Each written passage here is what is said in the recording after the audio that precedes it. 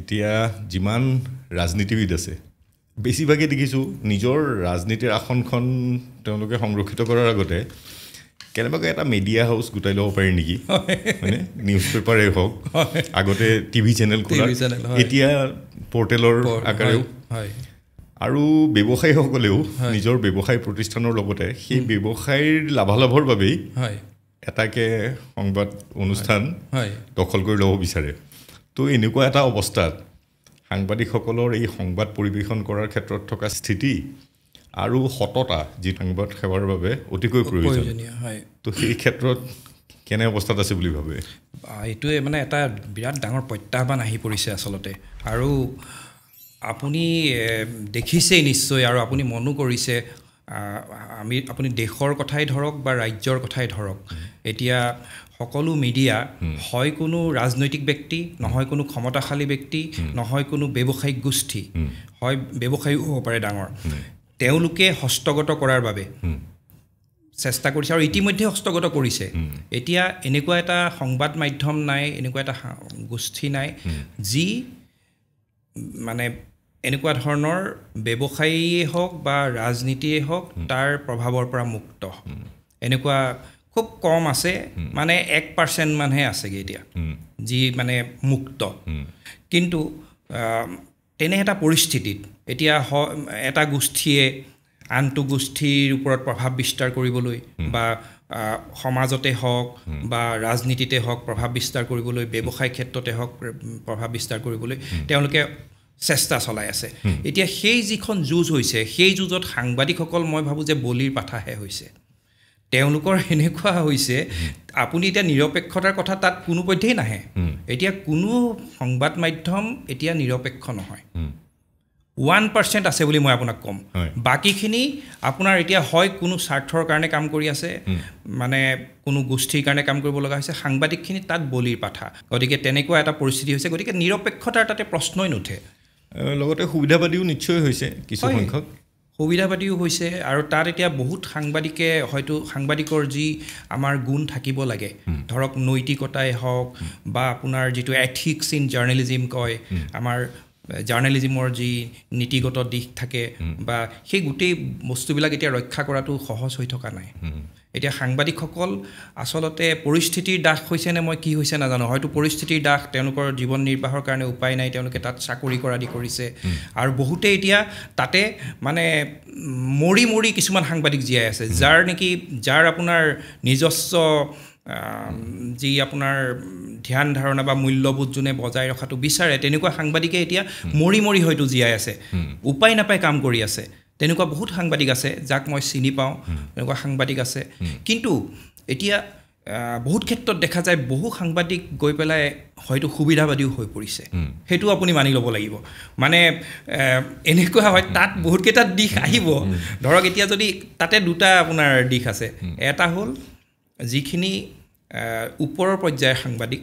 আৰু যিখিনি তলৰ পৰ্যায়ৰ সাংবাদিক সেই দুটা যদি আপুনি ভাগ কৰি চায় তেতিয়াহ'লে দেখা যাব যে ওপৰৰ পৰ্যায়ৰ যিখিনি সাংবাদিক আছে সেই সাংবাদিকখিনিয়ে পুৰাদমে লাভ উঠাইছে পুৰাদমে লাভ উঠাই হয় তাকে আপোনাক সুধিবলৈকে কৈছিলোঁ যে সাংবাদিক ক্ষেত্ৰখনত যিহেতু ৰাজহুৱা জীৱনৰ লগত জড়িত নামো হ'ব কিছু সংখ্যকে নাম কৰিব পাৰিছে সেই নাম কৰাৰ পিছত ৰাজ্যসভাৰ টিকেট আকাৰেই হওক হয় বা কোনো ৰাজনৈতিক দলৰ বিষয়ববীয়ে হওক সেই ৰাজনীতিৰ দৌৰটোলৈ দিয়াটো আপুনি সমৰ্থন কৰে সেইটো সোমাই থাকে এতিয়া নামটো বনাই ল'লে নামটো বনাই লোৱাৰ পিছত ৰাজনৈতিকভাৱে এটা মানে এই কথাটোত আচলতে মই এটা প্ৰসংগ যদি কওঁ এইটো বিতৰ্ক হ'ব কিন্তু বিতৰ্ক হ'লেও উপায় নাই এই কথাটো মানে অপেন চিক্ৰেট বুলি কয় অপেন চিক্ৰেট সকলোৱেই জানে এইটো সকলোৱেই জানে কিন্তু নকয় মানে কথাটো হ'ল এতিয়া আচলতে অকল আপুনি ৰাজনীতিক বা ব্যৱসায়ী নহয় সাংবাদিকো এটা ত্ৰিভুজ এটাৰ সৃষ্টি হৈছে আচলতে সেইটো আপুনি ক'ব পাৰে এটা মানে চিণ্ডিকেট নেক্সাছ এটা নেক্সাছ হৈছে সেই নেক্সাছটো এনেকুৱা যে মানুহ যিটো খবৰ আচলতে খবৰটো এতিয়া ডিষ্টৰ্ট হৈ যায় খবৰটো আপুনি মই যেনেকৈ প্লেন কৰিম, আপুনি যদি ৰাজনীতিক হয়, মই সাংবাদিক হয় আৰু এজন ব্যৱসায়ী, আমি তিনিজনে মিলি পেলাই আমি খবৰটো এটা বেলেগ ধৰণৰ খবৰ, যিটো আচল খবৰ, ৰাজনৈতিকভাৱে কেনেদৰে লাভালাভ ল'ব পাৰি, ব্যৱসায়িক হিচাপে কেনেদৰে লাভ কৰিব পাৰি, আৰু সাংবাদিকজনে সেই দুইজনৰ পৰা কেনেদৰে লাভ কৰিব পাৰে, সেইটো মিলি পেলাই ৰাইজৰ ওপৰত আমি আচলতে এখন ভুৱা নাটক কৰি আছোঁ। মানে আচল খবৰটো ৰাইজৰ ওচৰলৈ, মানে নিউজটো কি, নিউজটো হ'ব লাগে যে মানে এজ ইট ইজ সেইটো মানে ডিচিমিনেট হ'ব লাগে টু দ্য কমন পিপুল। কিন্তু সেই বস্তুটো কি হয়, সেইটো ডিচিমিনেশ্যন আপোনাৰ তাতে আমি আৰ্টিফিচিয়েল নিউজ এটা আমি বনাই দিওঁ, আৰু সেই নিউজটো ডিষ্টৰ্ট কৰি আমাৰ আকাৰে আমি আমাৰ স্বাৰ্থ সিদ্ধি হোৱাকৈ আমি নিউজটো এনেভাৱে বনাওঁ যে ৰাইজে সেইটোৱে সঁচা বুলি ভাবিবলৈ বাধ্য হয়। এতিয়া যেতিয়া এটা মিডিয়া 50 বছৰ বা 20 বছৰ বা 30 বছৰ কাম কৰি আছে, সেই মিডিয়াক ৰাইজে বিশ্বাস কৰে, মানুহৰ মাজত সোমাই গৈছে। সেই পেপাৰখন যদি ৰাজনীতিক এজনে ক্ৰয় কৰি লয়, বা সেই মিডিয়াটো যদি ৰাজনীতিক এজনে বা মানে সেই নেক্সাছৰ যদি চিকাৰ হয়, তেতিয়াহ'লে সেই পেপাৰখনে বা সংবাদ গোষ্ঠীয়ে যিটো বাতৰি দিব, ৰাইজে সেইটোৱে সঁচা বুলি ভাবিব। আচ্ছা, 20-25 বছৰ আগলৈ উভতি যাওঁ, যেতিয়া আপুনি প্ৰথম এই সংবাদ ক্ষেত্ৰখনৰ লগত জড়িত হ'বলৈ আহিছে, সেই সময়ৰ পৰিৱেশ পৰিস্থিতিৰ কথা কেনেধৰণে মনত আছে, কেনেকুৱা আছিল, আজিতকৈ বেলেগ? হয়, আমি যেতিয়া বিশ্ববিদ্যালয়ত পঢ়ি আছিলোঁ, 2001 চনৰ কথা, বিশ্ববিদ্যালয়ত পঢ়ি থকা সময়ৰে পৰাই সাংবাদিকতাৰ ক্ষেত্ৰখনলৈ আহিবলৈ মানে এটা ধাউতি আছিল। তেতিয়া অলপ পৰিৱেশটো ভাল আছিল কিজানি, আৰু সৰুৰে পৰাই এটা মানে লিখা মেলা কৰাৰ প্ৰতি আগ্ৰহ এটা আছিল কাৰণে সংবাদ ক্ষেত্ৰখনৰ প্ৰতিও মানে এটা আগ্ৰহ আছিল।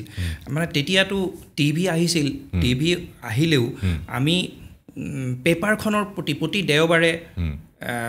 মানে পেপাৰখন আমি মানে ভালকৈ পঢ়িব পাৰোঁ। বাকী কেইদিনত আমি পেপাৰখনৰ প্ৰতি ৰৈ থাকোঁ। আমাৰ ঘৰত ধৰক আমাৰ 4জন ল'ৰা ছোৱালী, 4জনৰ বিশেষকৈ দাদা আৰু মোৰ মাজত পেপাৰখনক লৈ কাজিয়া হয়,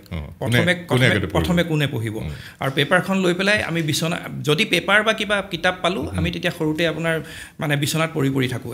এটা ইফালে পৰিল, এটা সিফালে পৰিল, পেপাৰখন লৈ, তেনেকুৱা, বা আলোচনী পালেও। গতিকে পেপাৰৰ প্ৰতি এটা বেলেগ আগ্ৰহ আছিল,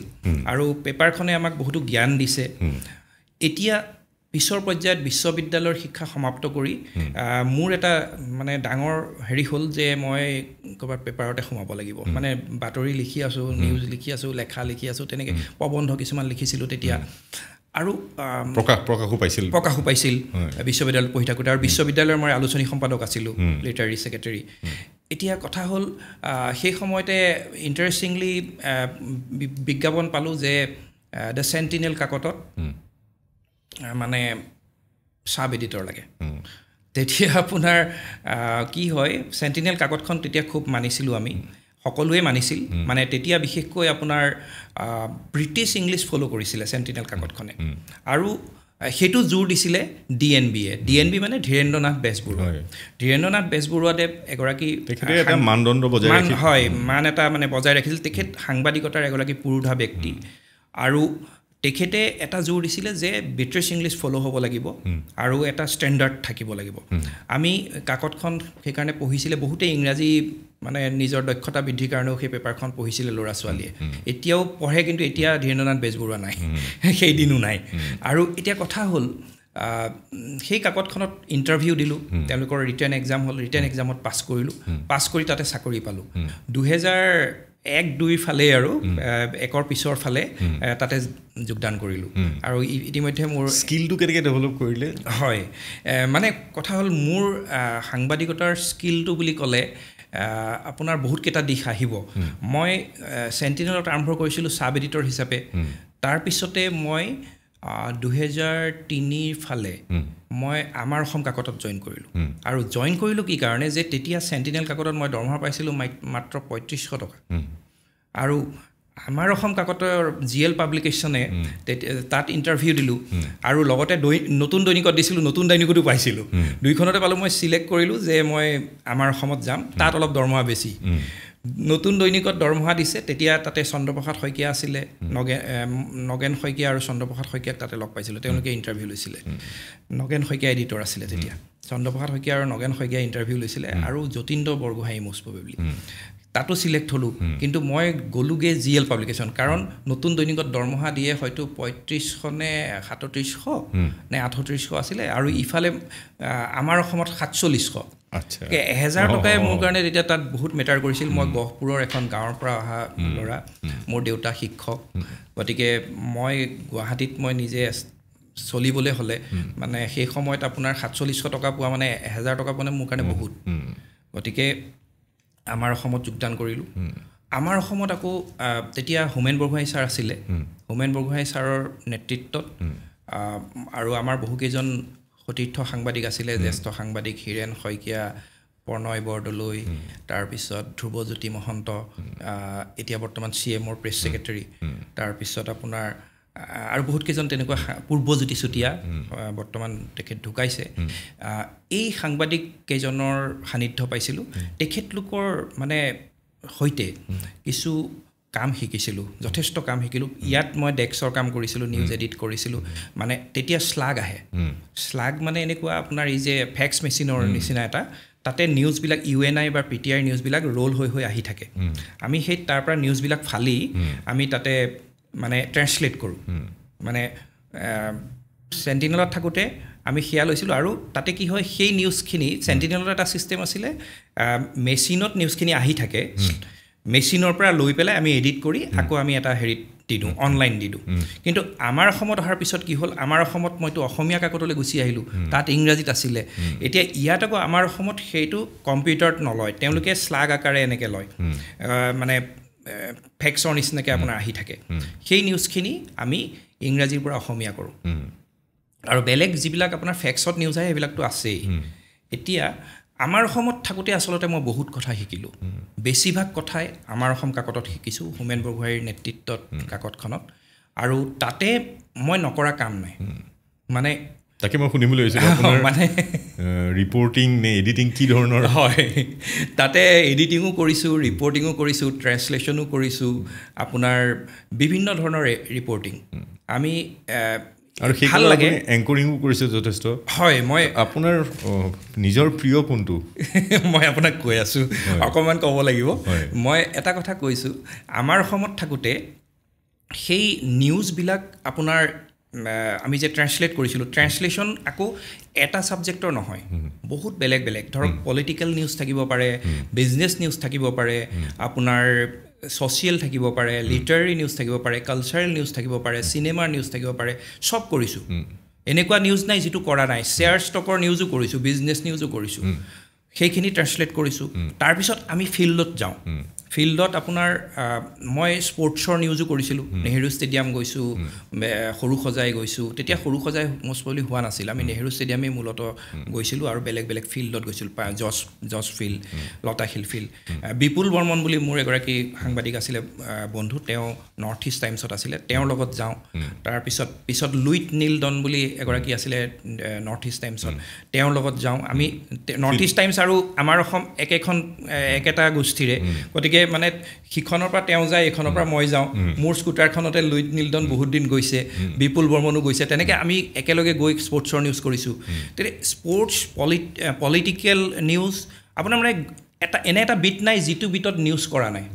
গতিকে এতিয়া মানে যিকোনো ধৰণৰ নিউজ লিখিব পৰা হ'লোঁ এডিট কৰিব পৰা হ'লোঁ আৰু সেই সময়তে মানে আমাৰ অসমত কাম কৰাৰ ঠিক পিছতে আমি দৈনিক বাতৰিলৈ গ'লোঁ দৈনিক বাতৰিলৈ হোমেন বৰগোহাঁই ছাৰৰ নেতৃত্বত এখন মানে নতুন কাকত জন্ম হ'ল ভাগ্য কলিতা তাৰ মালিক আছিল তেতিয়া সেই কাকতখনলৈ আমিও গ'লোঁ তালৈ এটা টীম আমাৰ অসমৰ পৰা গ'ল এটা টীম অদীপ কুমাৰ ফুকনৰ নেতৃত্বত প্ৰতিদিনৰ পৰা গ'ল মই আকৌ গৈ দৈনিক বাতৰিত তাতে জইন কৰিলোঁ তাতে মই ছিনিয়ৰ ৰিপৰ্টাৰ হিচাপে তাতে জইন কৰিলোঁ তাতে বহুত ৰিপৰ্টিং কৰিছোঁ তাত থাকোঁতেও গতিকে মানে সেই সময়তে আৰু এটা খবৰ আহিল যে আপোনাৰ এনি টেলিভিশ্যন তেতিয়া আৰম্ভ হৈছে আৰু এনি টেলিভিশ্যনত মই একে সময়তে এংকৰ হিচাপে যোগদান কৰিলোঁ মই ইফালে পেপাৰতো কৰি থাকোঁ আৰু মই প্ৰগ্ৰেমৰ এংকৰ এনি টেলিভিশ্যন হেৰি আৰম্ভ কৰিছিলোঁ মনোৰঞ্জনা সিং আৰু আমাৰ মাতং সিং হয় এতিয়া যিটো কথাৰে পাতনি মেলিছিলোঁ ইয়াৰ মাজতে আপোনাক যে GL এগাৰলৰ দ্বাৰা প্ৰকাশিত এখন আমাৰ অসম তাৰপিছত আপোনাৰ ভাগ্য কলিতা তেখেতৰ দ্বাৰা দৈনিক বাতৰি হয় আৰু ৰাজনীতিবিদ মাতংগ সিং আৰু মনোৰঞ্জন সিঙৰ নেতৃত্বত এনি টেলিভিছন দুজন ব্যৱসায়ী এজন ৰাজনীতিবিদ হয় সেই সময়ত প্ৰভাৱ কেনে আছিলে সেই সময়ত প্ৰভাৱ হয়তো তুলনামূলকভাৱে বৰ্তমান সময়ত কিছু প্ৰভাৱ বাঢ়িছে এতিয়া সেই সময়ত প্ৰভাৱ আছিল যদিও কিছু কম আছিল তেতিয়াও আছিল নথকা নহয় থাকিব বিশেষকৈ দখল সাংবাদিকৰ ওপৰত দখলটো অলপ কম আছিল মানে অলপ ইণ্ডিপেণ্ডেঞ্চি দিয়া গৈছিল সাংবাদিকৰ সন্মান আছিল এতিয়া সাংবাদিকৰ সন্মানটো কমি গৈছে মূল্যবোধৰ ৰাজনীতি অলপ জীয়াই আছিল সেই সময়ত মানে সাংবাদিকক সন্মান কৰিছিলে এটলিষ্ট সেই যিগৰাকী ৰাজনীতিকে হেৰি কৰিছে তেওঁক সাংবাদিক এজনক যদি দায়িত্ব দিছে এটা হাউচৰ সেই হাউচটো কমপ্লিটলি তেওঁ চলাইছিল তাত হস্তক্ষেপ মালিকে নকৰিছিল মানে সন্মান এটা এটলিষ্ট বজাই অদীপ কুমাৰ ফুকনে যেতিয়া আপোনাৰ অফিচটোত বহি থাকে অদীপ কুমাৰ ফুকনক সন্মান কৰিবলৈ মন যায় গতিকে তেনেকুৱা ধৰণৰ কথা মানে আপোনাৰ কাম কৰিছোঁ আমাৰ বহুকেইজন জ্যেষ্ঠ সাংবাদিকৰ লগত ধৰক হোমেন বৰগোহাঁই ছাৰৰ লগত কাম কৰিলোঁ ৰাধিকা মোহন ভাগৱতী ছাৰৰ লগত কাম কৰিলোঁ অদীপ ফুকনৰ লগত কাম কৰিলোঁ তেনেকৈ অতনু ভূঞালৈকে তেখেতৰ অতনু ভূঞাৰ লগতো আমি কাম কৰিছোঁ শেহতীয়াকৈ আৰু সহকৰ্মী হিচাপে আমাৰ ভূপেন ভট্টাচাৰ্যী ডাঙৰীয়াও আছিল তেখেতৰ লগতো কাম কৰিছোঁ মানে বহুতখিনি সাংবাদিকৰ লগত কাম কৰিছোঁ সাংবাদিকতাৰ আৰু এটা অতি মানে মোৰ কাৰণে এটা খুব ভাল কথা যে মই বহুকেইখন কাকত আৰু প্ৰতিষ্ঠানৰ লগত কাম কৰিলোঁ ইলেক্ট্ৰনিকেই হওক পেপাৰেই হওক আৰু শেহতীয়াকৈ মই মানে ইণ্টাৰনেট বা এই পৰ্টেল বা আপোনাৰ যিটো আপোনাৰ মিডিয়া মানে নিউ মিডিয়াৰ লগতো কাম কৰিছোঁ মই DY365তো যেতিয়া DY365 আৰম্ভ হৈছিলে মই 4 মাহ তাতে কাম কৰিছিলোঁ আৰম্ভণিৰ সময়খিনিত সেইখিনিৰো অভিজ্ঞতা আছে গতিকে সেই তেতিয়া মনোজ কুমাৰ গোস্বামীকো তাতে লগ পাইছোঁ আৰু প্ৰতাপ বৰদলৈ আছিলে প্ৰতাপ বৰদলৈকো তাতে লগ পাইছোঁ অভিজ্ঞতা হৈছে মানে অভিজ্ঞতা সকলো ফালৰ পৰাই সকলো আৰু ভিতৰ চৰাও মানে সাংবাদিকতাৰ যিটো ভিতৰ চৰা সেই ভিতৰ চৰাৰ বিষয়েও কিছু ধাৰণা হৈছে কিন্তু আৰু হয়তো বহুত ধাৰণা বাকী কিছুমান প্ৰফেশ্যন হয় সেইবিলাকক সেৱা শব্দটোৰ লগত জড়িত থাকে চিকিৎসা সেৱা এইটো সংবাদ সেৱা তো সংবাদ সেৱা বা সংবাদ সেৱাৰ ক্ষেত্ৰতেই কৈছোঁ যেতিয়া কিছু প্ৰকাৰে পোনপ্ৰথমতেই হয়তো পুৰণি কালতেই যেতিয়া কিছু নৈতিকতা বিক্ৰী কৰা আৰম্ভ হ'ল তাৰ প্ৰভাৱ যে আজিৰ যিটো অৱস্থা হৈছে সেইটো হ'বগৈ সেইটো নিশ্চয় ধাৰণা কৰিব লাগিছিল মানুহখিনিয়ে যিখিনি সংবাদ সেৱাৰ লগত জড়িত আছে যে যদি কাৰণ এইটো শক্তিও দিয়ে ইটছ এ পাৱাৰ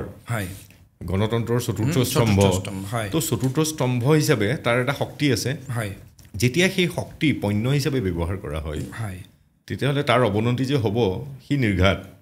হয় তো আপুনি কি ভাবে যে সেই সময়ৰ কোন সময়ত এনেকুৱা এটা অৱস্থালৈ আহিল যে সাংবাদিকে নিজৰ গুৰুত্ব নিজৰ সন্মান হেৰুৱাব লগা আৰম্ভ হ'ল মানে এই কথাটোত আচলতে মই অকল সাংবাদিকসকলকে দুখ দিবলৈ অলপ দিগদাৰি পাওঁ মানে মই কথাটো নিৰপেক্ষভাৱে যদি চাওঁ বা বস্তুনিষ্ঠভাৱে যদি চাওঁ এটা কথা মানে মোৰ মনলৈ আহে যে সাংবাদিকসকল হ'ল এখন বৃহৎ সমাজৰ অংশ আৰু সেই সমাজখনত সকলো মানুহেই আছে ৰাজনীতিবিদ আছে ব্যৱসায়ী আছে ঠিকাদাৰ আছে ডক্তৰ আছে ইঞ্জিনিয়াৰ আছে উকিল আছে বা খেতিয়ক আছে তাৰ মাজৰে সাংবাদিকো এটা মই শ্ৰেণী বুলি ধৰিলোঁ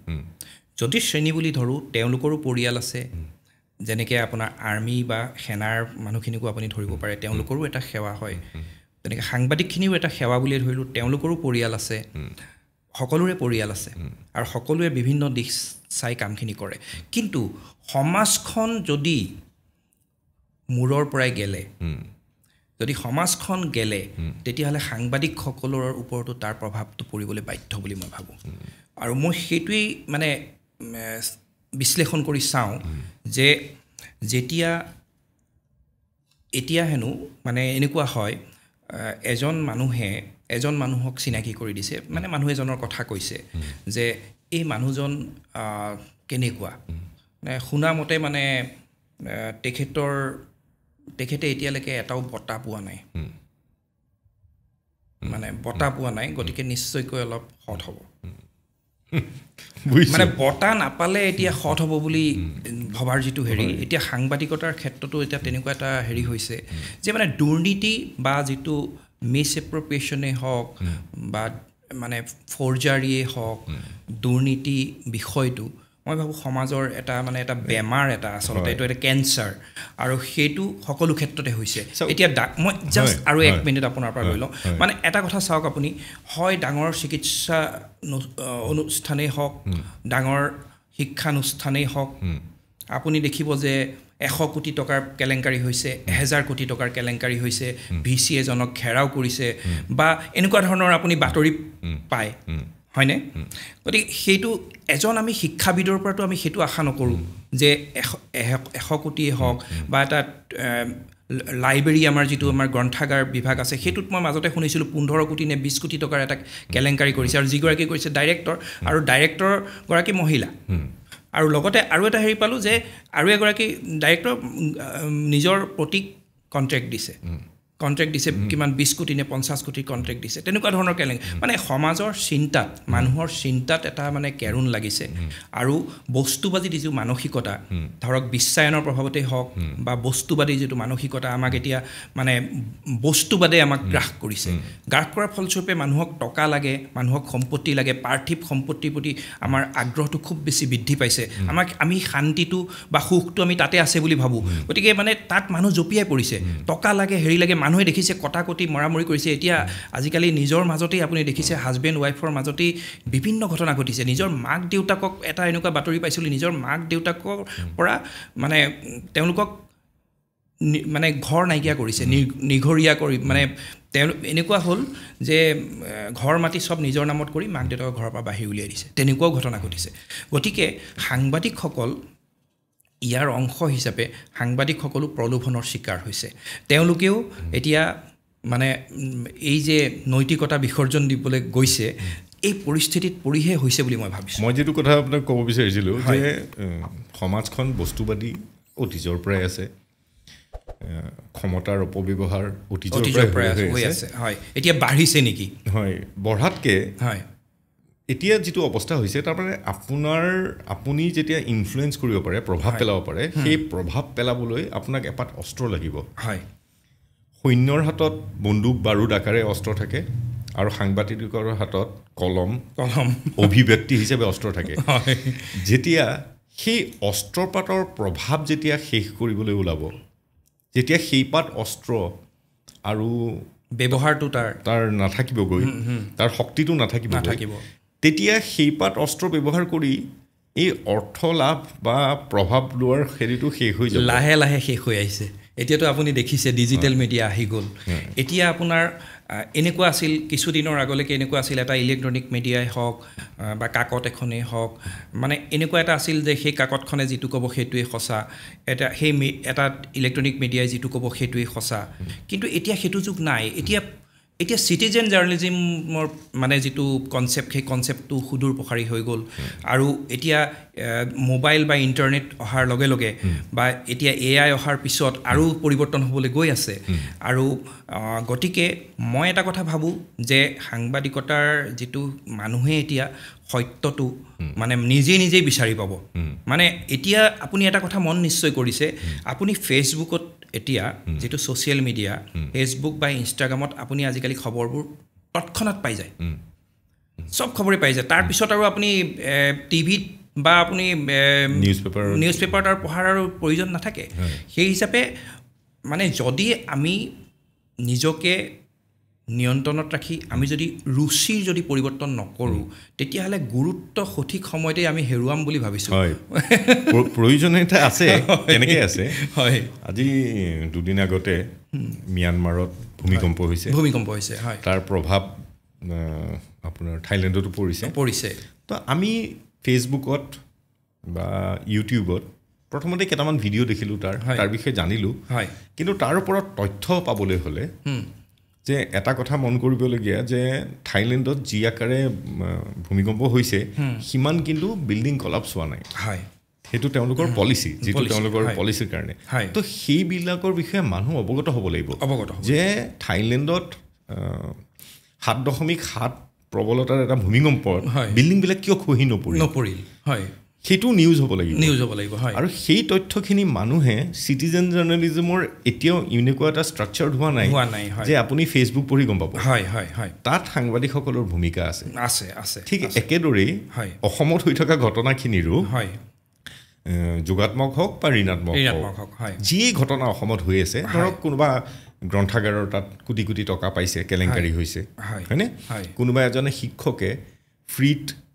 IITত পঢ়াই পেলাই কোনোবা ষ্টুডেণ্টক IITত পঠাবলৈ সক্ষম হৈছে এইবিলাক আমি ফেচবুকত তাৰ তথ্যটো সংক্ষিপ্তভাৱে পাব পাৰোঁ কিন্তু সম্পূৰ্ণ কাহিনীটো আমি নাজানো হয় সেই সম্পূৰ্ণ যিবিলাক প্ৰেৰণামূলক কাহিনী আছে তাৰ পৰা কিদৰে অনুকৰণ কৰিব পাৰি তাৰ পৰা আমি কিদৰে লাভান্বিত হ'ব পাৰোঁ এইবিলাক দিয়াৰ দায়িত্ব সংবাদসেৱীসকলৰ নাই সেইটোৱে এতিয়া ধৰক আমাৰ মানুহখিনিয়ে সাংবাদিকখিনিয়ে এটা ৰুচিৰ পৰিৱৰ্তন কৰাৰ প্ৰয়োজন আহি পৰিছে বুলি ভাবোঁ ধৰক নিগেটিভ নিউজৰ পৰা পজিটিভ নিউজলৈ যিটো পৰিৱৰ্তন আমি পজিটিভিটিটো আঁকোৱালি ল'লে মই ভাবোঁ ৰাইজে আঁকোৱালি ল'ব এতিয়া আমি চেনচেশ্যনৰ যুগটো গৈছে এতিয়া আপুনি যদি এতিয়া চেনচেশ্যন এই মানুহজনলৈ চাওক এই এনেকুৱা ধৰণৰ নিউজৰ দিনটো মানুহে এতিয়া বুজি পোৱা হৈ গৈছে কোন সঁচা কোন মিছা আপুনি কাৰণ জানেই যে এইটো যদি আপোনাৰ চেনেল আপুনি এনেধৰণেই দিব নিউজটো ৰাইজে জানে এতিয়া জনা হৈ গৈছে গতিকে সেইটো এভইড কৰে গতিকে ভিউৱাৰশ্বিপ কমি গৈছে ৰিডাৰশ্বিপ কমি গৈছে গতিকে এতিয়া নিউয়ৰ্ক টাইমছ নিচিনা কাকত এতিয়া আপোনাৰ তাৰ কোনো প্ৰিণ্টেড এডিশ্যন নাই এতিয়া আপোনাৰ অনলাইন সম্পূৰ্ণ অনলাইনত হয় তেনেকুৱা যুগ হ'বলৈ আমাৰ ইয়াতো আহি আছে হয়তো গতিকে সেই যুগৰ উপযোগীকে আমি সাংবাদিকখিনিও আগবাঢ়ি যাব লাগিব আমি টেকন'চেভি হ'বই লাগিব আৰু টেকন'লজি ব্যৱহাৰ কৰি আমি আগুৱাই যাব লাগিব নহয় জানো কিছুমান কাম যে কৰিবই লাগিব হয় এতিয়া পডকাষ্টৰ মই পডকাষ্ট কৰিছোঁ আপুনি বহি আলোচনা কৰিছোঁ এই আলোচনাতেই কেইজনে চাইছে সেইটো উদ্দেশ্য কৰি পেলাই যদি কিছুমান বেবেৰী বাং কথা পাতিবলৈ আৰম্ভ কৰোঁ হয় সেইটো এটা আপুনি মানে খুব সুন্দৰ পইণ্ট এটালৈ আঙুলিয়াইছে আপুনি হয় তো তাৰ পৰা কি লাভ হ'ব আৰম্ভ কৰাৰ উদ্দেশ্যটো যিটো আছিল যে মোৰ যিখিনি কথা মই জানিব বিচাৰোঁ আপোনালোকৰ দৰে বিভিন্নজনক অনুষ্ঠানলৈ মাতি আনি আলোচনাৰ মাধ্যমেৰে বহুত কথা শিকিব পাৰোঁ তাৰ পৰা যেতিয়া মই এইটো দৌৰত যাম যে মোক কিমানজনে চিনি পোৱা হৈছে মোৰ এটা পডকাষ্ট কিমানজনে চাই তেতিয়া মই কিছুমান বিষয় ভেলকিবাজি যিটো মই ভেলকি দেখাবলৈ চেষ্টা কৰিম আৰু মই ভাবোঁ তেতিয়া মোৰ যিটো আচল উদ্দেশ্য আছিল সেইটো বিফল হৈ যাব সেইটো শেষ হ'ব হয়নে আৰু ইয়াৰ পৰা সমাজৰ ওপৰত প্ৰভাৱটো ভাল নহয় কাৰণ মই দেখিছোঁ যে যিটো আপুনি প্ৰথম কথা ক'লে যে সমাজখনৰে কিছু নৈতিক অৱনতি ঘটিছে আৰু সেই নৈতিক অৱনতিৰ লগতে টেষ্ট যিটো কি চাব বিচাৰে অতি সস্তীয়া বুলি নকওঁ ধৰক যিটো হয়তো এটা সময়ত মানুহে গ্ৰহণ নকৰিছিল হয় মানে আমাৰ খুব মানে তল পৰ্যায়লৈ নামি গৈছে আমাৰ পচন্দবিলাক হয় আমাৰ যিবিলাক আমি এতিয়া অনুষ্ঠানেই হয় বা বিভিন্ন ধৰণৰ হয় আপোনাৰ মানুহ এতিয়া বেছিকৈ ভোগবাদী হৈ গৈছে ভোগবাদী এটা মানসিকতা হোৱাৰ কাৰণে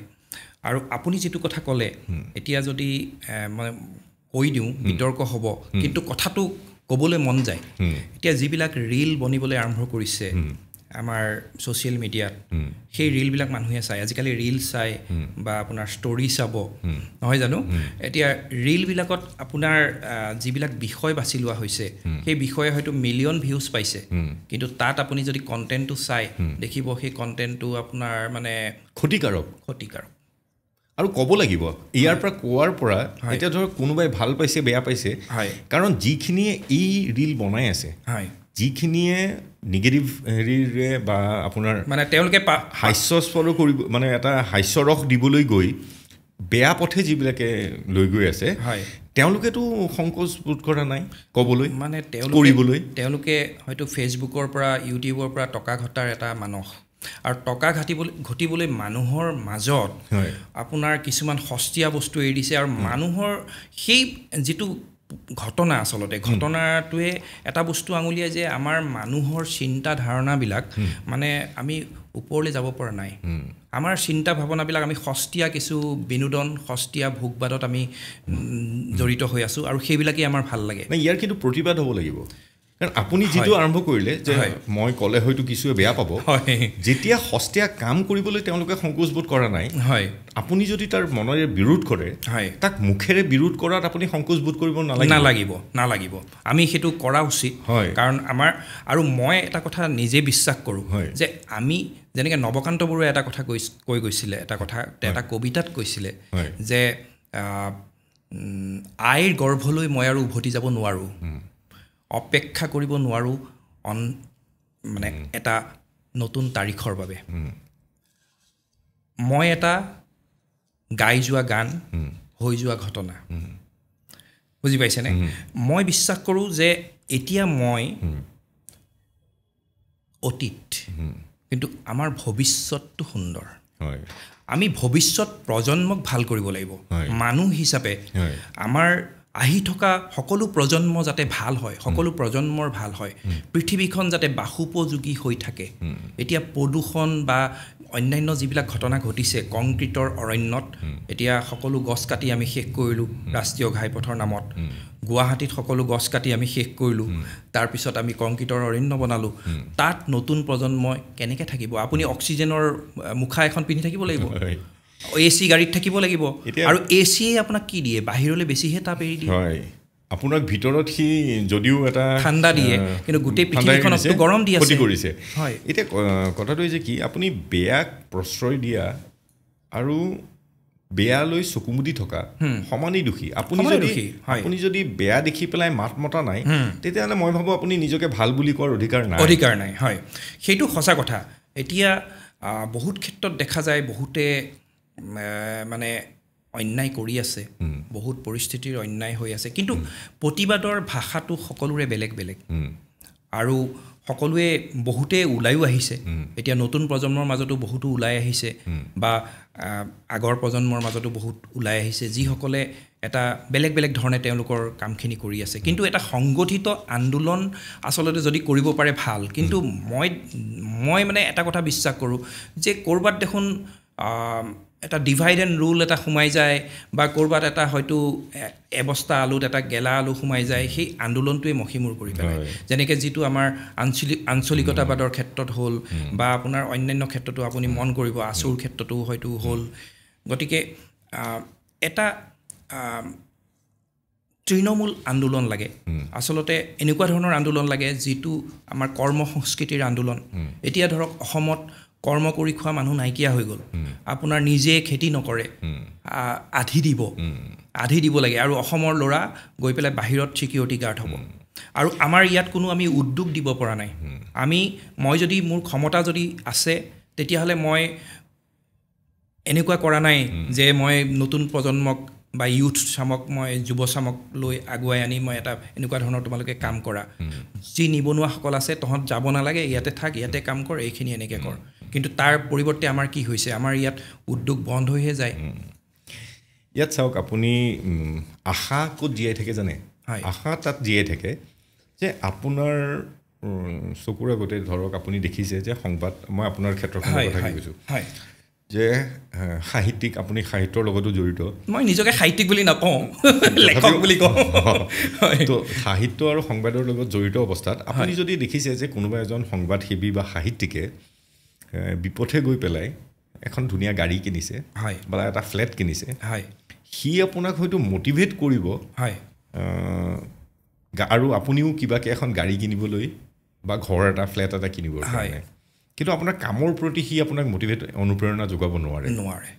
আপোনাৰ কামটোৰ প্ৰতি আপোনাক অনুপ্ৰেৰণা এজন সৎ সাহিত্যিক বা সৎ সংবাদসেৱীয়ে যেতিয়া এটা ৰিজাল্ট অৰিয়েণ্টেড কিবা এটা তেওঁ অৰিহণা যোগাব যেতিয়া আপুনি এটা পজিটিভিটি দেখিব তেতিয়া আপুনি কিন্তু আকৌ পেনটো কলমটো তুলি লিখিবলৈ আপুনি অনুপ্ৰেৰণা পোৱা যায় সেই গাড়ী বা ফ্লেটটোৰে কিন্তু আপোনাক কামটোৰ প্ৰতি অনুপ্ৰেৰণা নহয়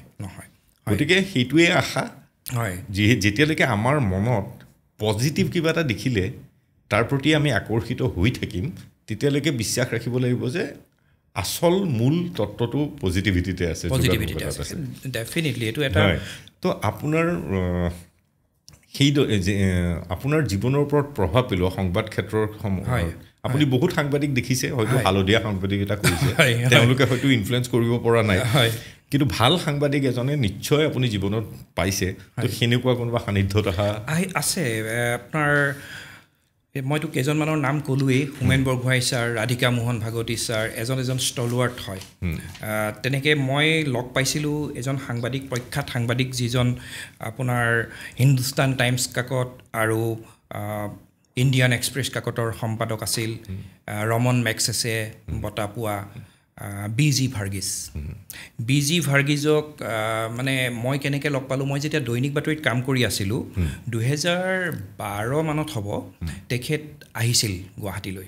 আৰু মোৰ এটা সৌভাগ্য যে আমাৰ সম্পাদকে মোকেই বাছি ল'লে যে তেখেতৰ ইণ্টাৰভিউ ল'ব লাগে। মই বি.জি. ভাৰ্গিছৰ ইণ্টাৰভিউ লৈছিলোঁ আৰু সেই ইণ্টাৰভিউ 2-3টা কেইবাটাও হেৰিত মানে ধুনীয়াকৈ ওলাইছিল। আৰু পিছত এনেকুৱা হৈছিল, সেই কাকতখনত দৈনিক বাতৰিত বি.জি. ভাৰ্গিছে লিখিছিল, তেওঁৰ লেখাবিলাক পঠাই দিয়ে আৰু মই অনুবাদ কৰি তেখেতৰ নামত কাকতত উলিয়াওঁ। মানে তেখেতৰ লগত এটা মোৰ মানে এটা ঘনিষ্ঠতা এটা হৈ গৈছিল। আৰু হোৱাৰ ফলস্বৰূপে পিছত তেখেতক উত্তৰ পূব আমাৰ যি গ্ৰন্থমেলা হয়, গ্ৰন্থমেলালৈ 2014 চনত নিমন্ত্ৰণ কৰিছিল, বাৰু মই নিমন্ত্ৰণ কৰিছিলোঁ মোৰ যোগেদিয়ে মানে, আৰু তেখেতে নিমন্ত্ৰণ ৰক্ষা কৰি আহিছিল। আৰু 2014 বি.জি. ভাৰ্গিছৰ শেষ বৰ্ষ আছিল জীৱনৰ। সেই বছৰেই এই গুৱাহাটীৰ পৰা যোৱাৰ কিছু মাহৰ পিছতে তেখেত ঢুকাইছিল। আৰু তেখেতৰ সান্নিধ্যই মোক খুবেই অনুপ্ৰাণিত কৰিছিল। আৰু তেখেতৰ যি ব্যক্তিত্ব, তেখেতে লিখা কিতাপ, তেখেতে লিখা কিতাপ মোৰ বহুত ওপৰৰে যায়। ফাৰ্ষ্ট ড্ৰাফ্ট বুলি এখন কিতাপ আছে, আৰু বেলেগ বেলেগ। তেখেতৰ ব্যক্তিত্বত আপুনি কি বিচাৰি পাইছিল যে তেখেতে আপোনাৰ ওপৰত প্ৰভাৱ পেলাইছিল? মানে তেওঁ হয়তো ইন্দিৰা গান্ধী চৰকাৰৰ সময়ৰ সাংবাদিক, তেখেতৰ চৰকাৰী পলিচিৰ ক্ষেত্ৰতো তেখেতৰ যথেষ্ট ভূমিকা আছিল। আৰু হিন্দুস্তান টাইমছ বা ইণ্ডিয়ান এক্সপ্ৰেছৰ দৰে কাকতত যেতিয়া কাম কৰিছিল, সম্পাদক আছিল, ডেফিনেটলি তেওঁৰ এটা ডাঙৰ ভিজন আছিল। হয়তো মতানৈক্য হয়তো থাকিব পাৰে, হয়তো চিন্তাৰ ক্ষেত্ৰত বা হেৰিৰ ক্ষেত্ৰত মোৰ হয়তো বিৰোধ থাকিব পাৰে, কিন্তু তেখেতৰ ব্যক্তিত্ব মানে সাংবাদিক হিচাপে যি আপোনাৰ গুণ, ধৰক তেওঁলোকৰ কথা কোৱাৰেই হওক বা আপোনাৰ ব্যক্তিত্বৰ মানে চমক, যিটো আপুনি মানুহজনক দেখাৰ লগে লগেই তেওঁৰ পাৰ্চনেলিটি গম পোৱা যায়। আৰু অধ্যয়নশীল ব্যক্তি, লেখক হয় এজন, আৰু এজন থিংকাৰ হয়, পলিচি মেকাৰ হয়। গতিকে সেইজন মানুহ, তেওঁৰ সান্নিধ্য পোৱাটো মোৰ কাৰণে এটা ভাগ্য। আৰু তেনেকৈ মই লগ পাইছিলোঁ, ধৰক ৰাজদীপ সৰদেশাইক লগ পাইছিলোঁ, তেওঁৰ ইণ্টাৰভিউ লৈছিলোঁ। তাৰপিছত লগ পাইছিলোঁ আমাৰ অৰ্ণৱ গোস্বামী। অৰ্ণৱ গোস্বামী দাদাৰ লগতো গুৱাহাটীত মই এটা সাক্ষাৎকাৰ লৈছিলোঁ। তেতিয়া তেখেতৰ দেউতাক জীয়াই আছিল, তেওঁলোকৰ ঘৰতে গৈ মই আমাৰ অসমৰ কাৰণে হয় মই দৈনিক বাতৰিৰ কাৰণে তেখেতৰ এটা ইণ্টাৰভিউ লৈছিলোঁ, অৰ্ণৱ গোস্বামীৰ এটা সাক্ষাৎকাৰ। আৰু মই প্ৰাগত যেতিয়া আছিলোঁ তেতিয়াও অৰ্ণৱ গোস্বামীক মই কেইবাবাৰো লগ পাইছোঁ, তেতিয়াও তেওঁৰ লগত আমি সাক্ষাৎকাৰ লৈছোঁ। আৰু সাংবাদিকতাৰ বাহিৰেও বহুত কেইজন ব্যক্তিয়ে জীৱনত আচলতে প্ৰভাৱ পেলাইছে, বহুত মানুহ আছে। তাৰ ভিতৰত ধৰক দালাই লামা, তিব্বতৰ ধৰ্মীয় গুৰু দালাই লামা 2017 চনত গুৱাহাটীলৈ আহিছিল। আছাম ট্ৰিবিউনৰ সোণালী জয়ন্তীত আহিছিল, আৰু গুৱাহাটী ইউনিভাৰ্চিটিত এটা প্ৰগ্ৰেমত তেখেতে অংশ লৈছিল। আৰু সেই প্ৰগ্ৰেমত যোগদান কৰিছিলোঁ মোৰ এগৰাকী বন্ধু, লয়াৰ্ছ বুক ষ্টলৰ ভাস্কৰ দত্ত বৰুৱা, তেখেতৰ যোগেদিয়ে আচলতে মোৰ এটা যোগাযোগ হৈছিল। আৰু তেনেকেই মই দালাই লামাৰ সান্নিধ্য পাবলৈ সক্ষম হৈছিলোঁ। এটলিষ্ট মই তেওঁৰ ভাষণ শুনাৰ সৌভাগ্য হ'ল ওচৰৰ পৰা। গতিকে সেইটো এটা জীৱনৰ এটা মানে খুব মানে ডাঙৰ প্ৰাপ্তি। তেনেকৈ আৰু এটা ডাঙৰ অভিজ্ঞতা, ডক্টৰ ইন্দিৰা গোস্বামী, মামণি ৰয়ছম গোস্বামী বুলি আমি জানো। মামণি ৰয়ছম গোস্বামীক মই খুব ওচৰৰ পৰা পাইছোঁ, খুব কাষৰ পৰা পাইছোঁ।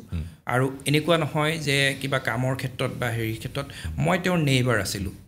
মানে তেওঁৰ ভনীয়েকৰ ঘৰত মই আছিলোঁ। তেওঁ ৰাতিপুৱা শুই উঠিয়ে মোক দেখা পায়, মোৰ ল'ৰাটোক দেখা পায়। তেনেকৈ বাইদেউৰ লগত খুবেই ঘনিষ্ঠতা, কিবা এটা হ'লে বাইদেৱে কয়। মই তেতিয়া এনি টেলিভিশ্যনত কাম কৰি আছোঁ, এনি টেলিভিশ্যনৰ পৰা বাইদেউৰ ইণ্টাৰভিউ লৈছোঁ। আৰু আটাইতকৈ মোৰ বেয়া লাগে এইটো কথাই যে বাইদেউৰ ঢুকুৱাৰ খবৰটো মই নিজে কৰিব লগা হৈছিলে এনি টেলিভিশ্যনত। বাইদেউৰ ঢুকুৱাৰ পিছত যি শেষৰ বাতৰিখিনি লাইভ কৰিব লগা হৈছিল। তেনেকৈ ডক্টৰ ভূপেন হাজৰিকাও একে সময়তে ঢুকাইছিল। ভূপেন হাজৰিকা 5 নৱেম্বৰত ঢুকাইছিল, বাইদেউ ঢুকাইছিলে 11 নৱেম্বৰত 2011 চনতেই। আৰু ভূপেন হাজৰিকা ঢুকোৱাৰ খবৰটো মই এনি টেলিভিশ্যনৰ মই লাইভ কৰিছিলোঁ নিজৰা পাৰৰ পৰা। গতিকে সেই মানুহখিনি তাৰ আগত ভূপেন হাজৰিকাক বহুতবাৰ লগ পাইছোঁ ওচৰৰ পৰা। গতিকে তেওঁলোকৰ ব্যক্তিত্বই সদায় আকৰ্ষিত কৰি আহিছে আৰু আকৰ্ষিত কৰি থাকিব। তেনেকৈ ডক্টৰ মনমোহন সিঙৰ মানে ইণ্টাৰভিউ লৈছিলোঁ আৰু বাতৰি সংগ্ৰহ কৰিছিলোঁ। গতিকে মিঠা অভিজ্ঞতা। হোমেন বৰগোহাঁই ছাৰৰ লগত কাম কৰাৰ অভিজ্ঞতা বেলেগ, DNB ছাৰৰ লগত কাম কৰাৰ অভিজ্ঞতা বেলেগ। এটা কথা ক'ব লাগিব দেই, DNB ছাৰ মানে এনেকুৱা ষ্ট্ৰিক্ট আছিল, মানুহজন দেখিলেই ভয় লাগে। তেওঁৰ চেম্বাৰটো এনেকুৱা আছিল, আপোনাৰ মানে গহীনত মানুহজনে পেপাৰ পঢ়ি থাকিব, হেৰি কৰি থাকিব, নিউজবিলাক চাব, হেৰি কৰিব। আমি নিউজটো লৈ যাওঁ, তেওঁ চাই দিয়ে। খুব ভয়ে ভয়ে কপি যাওঁ মানে তেতিয়া চেণ্টিনেল কাকতত। এতিয়াৰ জীৱনত এতিয়া কৰ্মক্ষেত্ৰত উঠি অহা নতুন যিসকল সংবাদৰ লগত জড়িত হৈছে তেখেতসকলক আপুনি লগ পায়নে? হয়, পাওঁ। তেতিয়া আপুনি যিসকল ব্যক্তিৰ সংবাদ সেৱাৰ লগত বিশেষকৈ জড়িত, যিসকল পুৰোধা ব্যক্তিসকলৰ সান্নিধ্য লাভ কৰিলে, তেওঁলোকৰ যিবিলাক ব্যক্তিত্বৰ যিবিলাক বিষয় লৈ পেলাই আপুনি এটা যোগাত্মক হেৰি হৈছিলে, প্ৰভাৱ পৰিছিলে,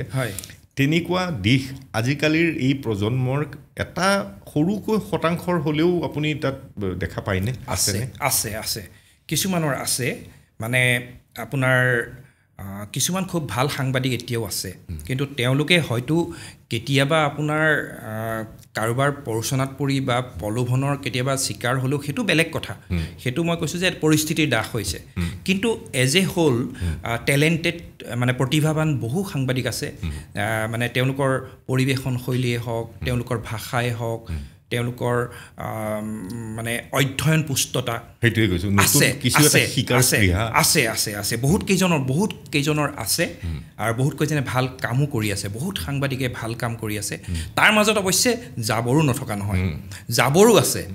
এই জাবৰখিনিয়ে কেতিয়াবা সেই তেওঁলোকৰ কাৰণে বুজা হৈ পৰে ভালখিনিৰ কাৰণে। তেনেকুৱা নোহোৱা নহয় কিন্তু। কাৰণ এটা কথা মই আপোনাক কওঁ, থিয়ৰী লাগে কিন্তু প্ৰেক্টিকেলটো বেছি জৰুৰী। মোৰ এটা প্লাছ পইণ্ট হ'ল, মই প্ৰেক্টিকেলটো প্ৰথমে পালোঁ। মই আপোনাৰ প্ৰথম চেণ্টিনেলত কৰিলোঁ, তাৰপিছত আমাৰ অসমত আহিলোঁ, দৈনিক বাতৰিত আহিলোঁ, এনি টেলিভিশ্যনত কৰিলোঁ, প্ৰাগত কৰিলোঁ, তাৰপিছত DYত কৰিলোঁ, আৰু শেষত মই প্ৰাগ নিউজত মই ছিনিয়ৰ এডিটৰ হিচাপে আছিলোঁ। এতিয়া কথা হ'ল, এই গোটেইখিনিত কৰি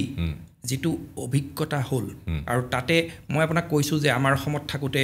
মই সকলো ধৰণৰ নিউজে কৰিছিলোঁ, সেইটো মোৰ সুবিধা হ'ল। গতিকে প্ৰেক্টিকেল মই বস্তুখিনি পাই গ'লোঁ। প্ৰেক্টিকেলখিনি পাই যোৱাৰ পিছত মই 2006ত মই আপোনাৰ হেৰি কৰিলোঁ, মই ইংলিছত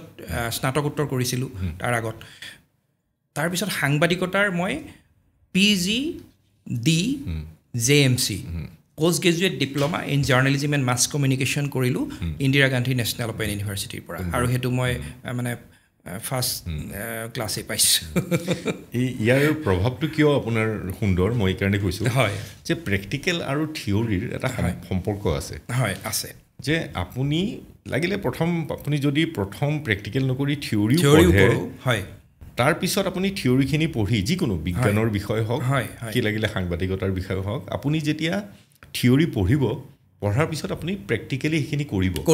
কৰাৰ পিছত এবাৰ কিন্তু আপুনি আকৌ থিয়ৰীলৈ ঘূৰি যাব লাগে। কিয়?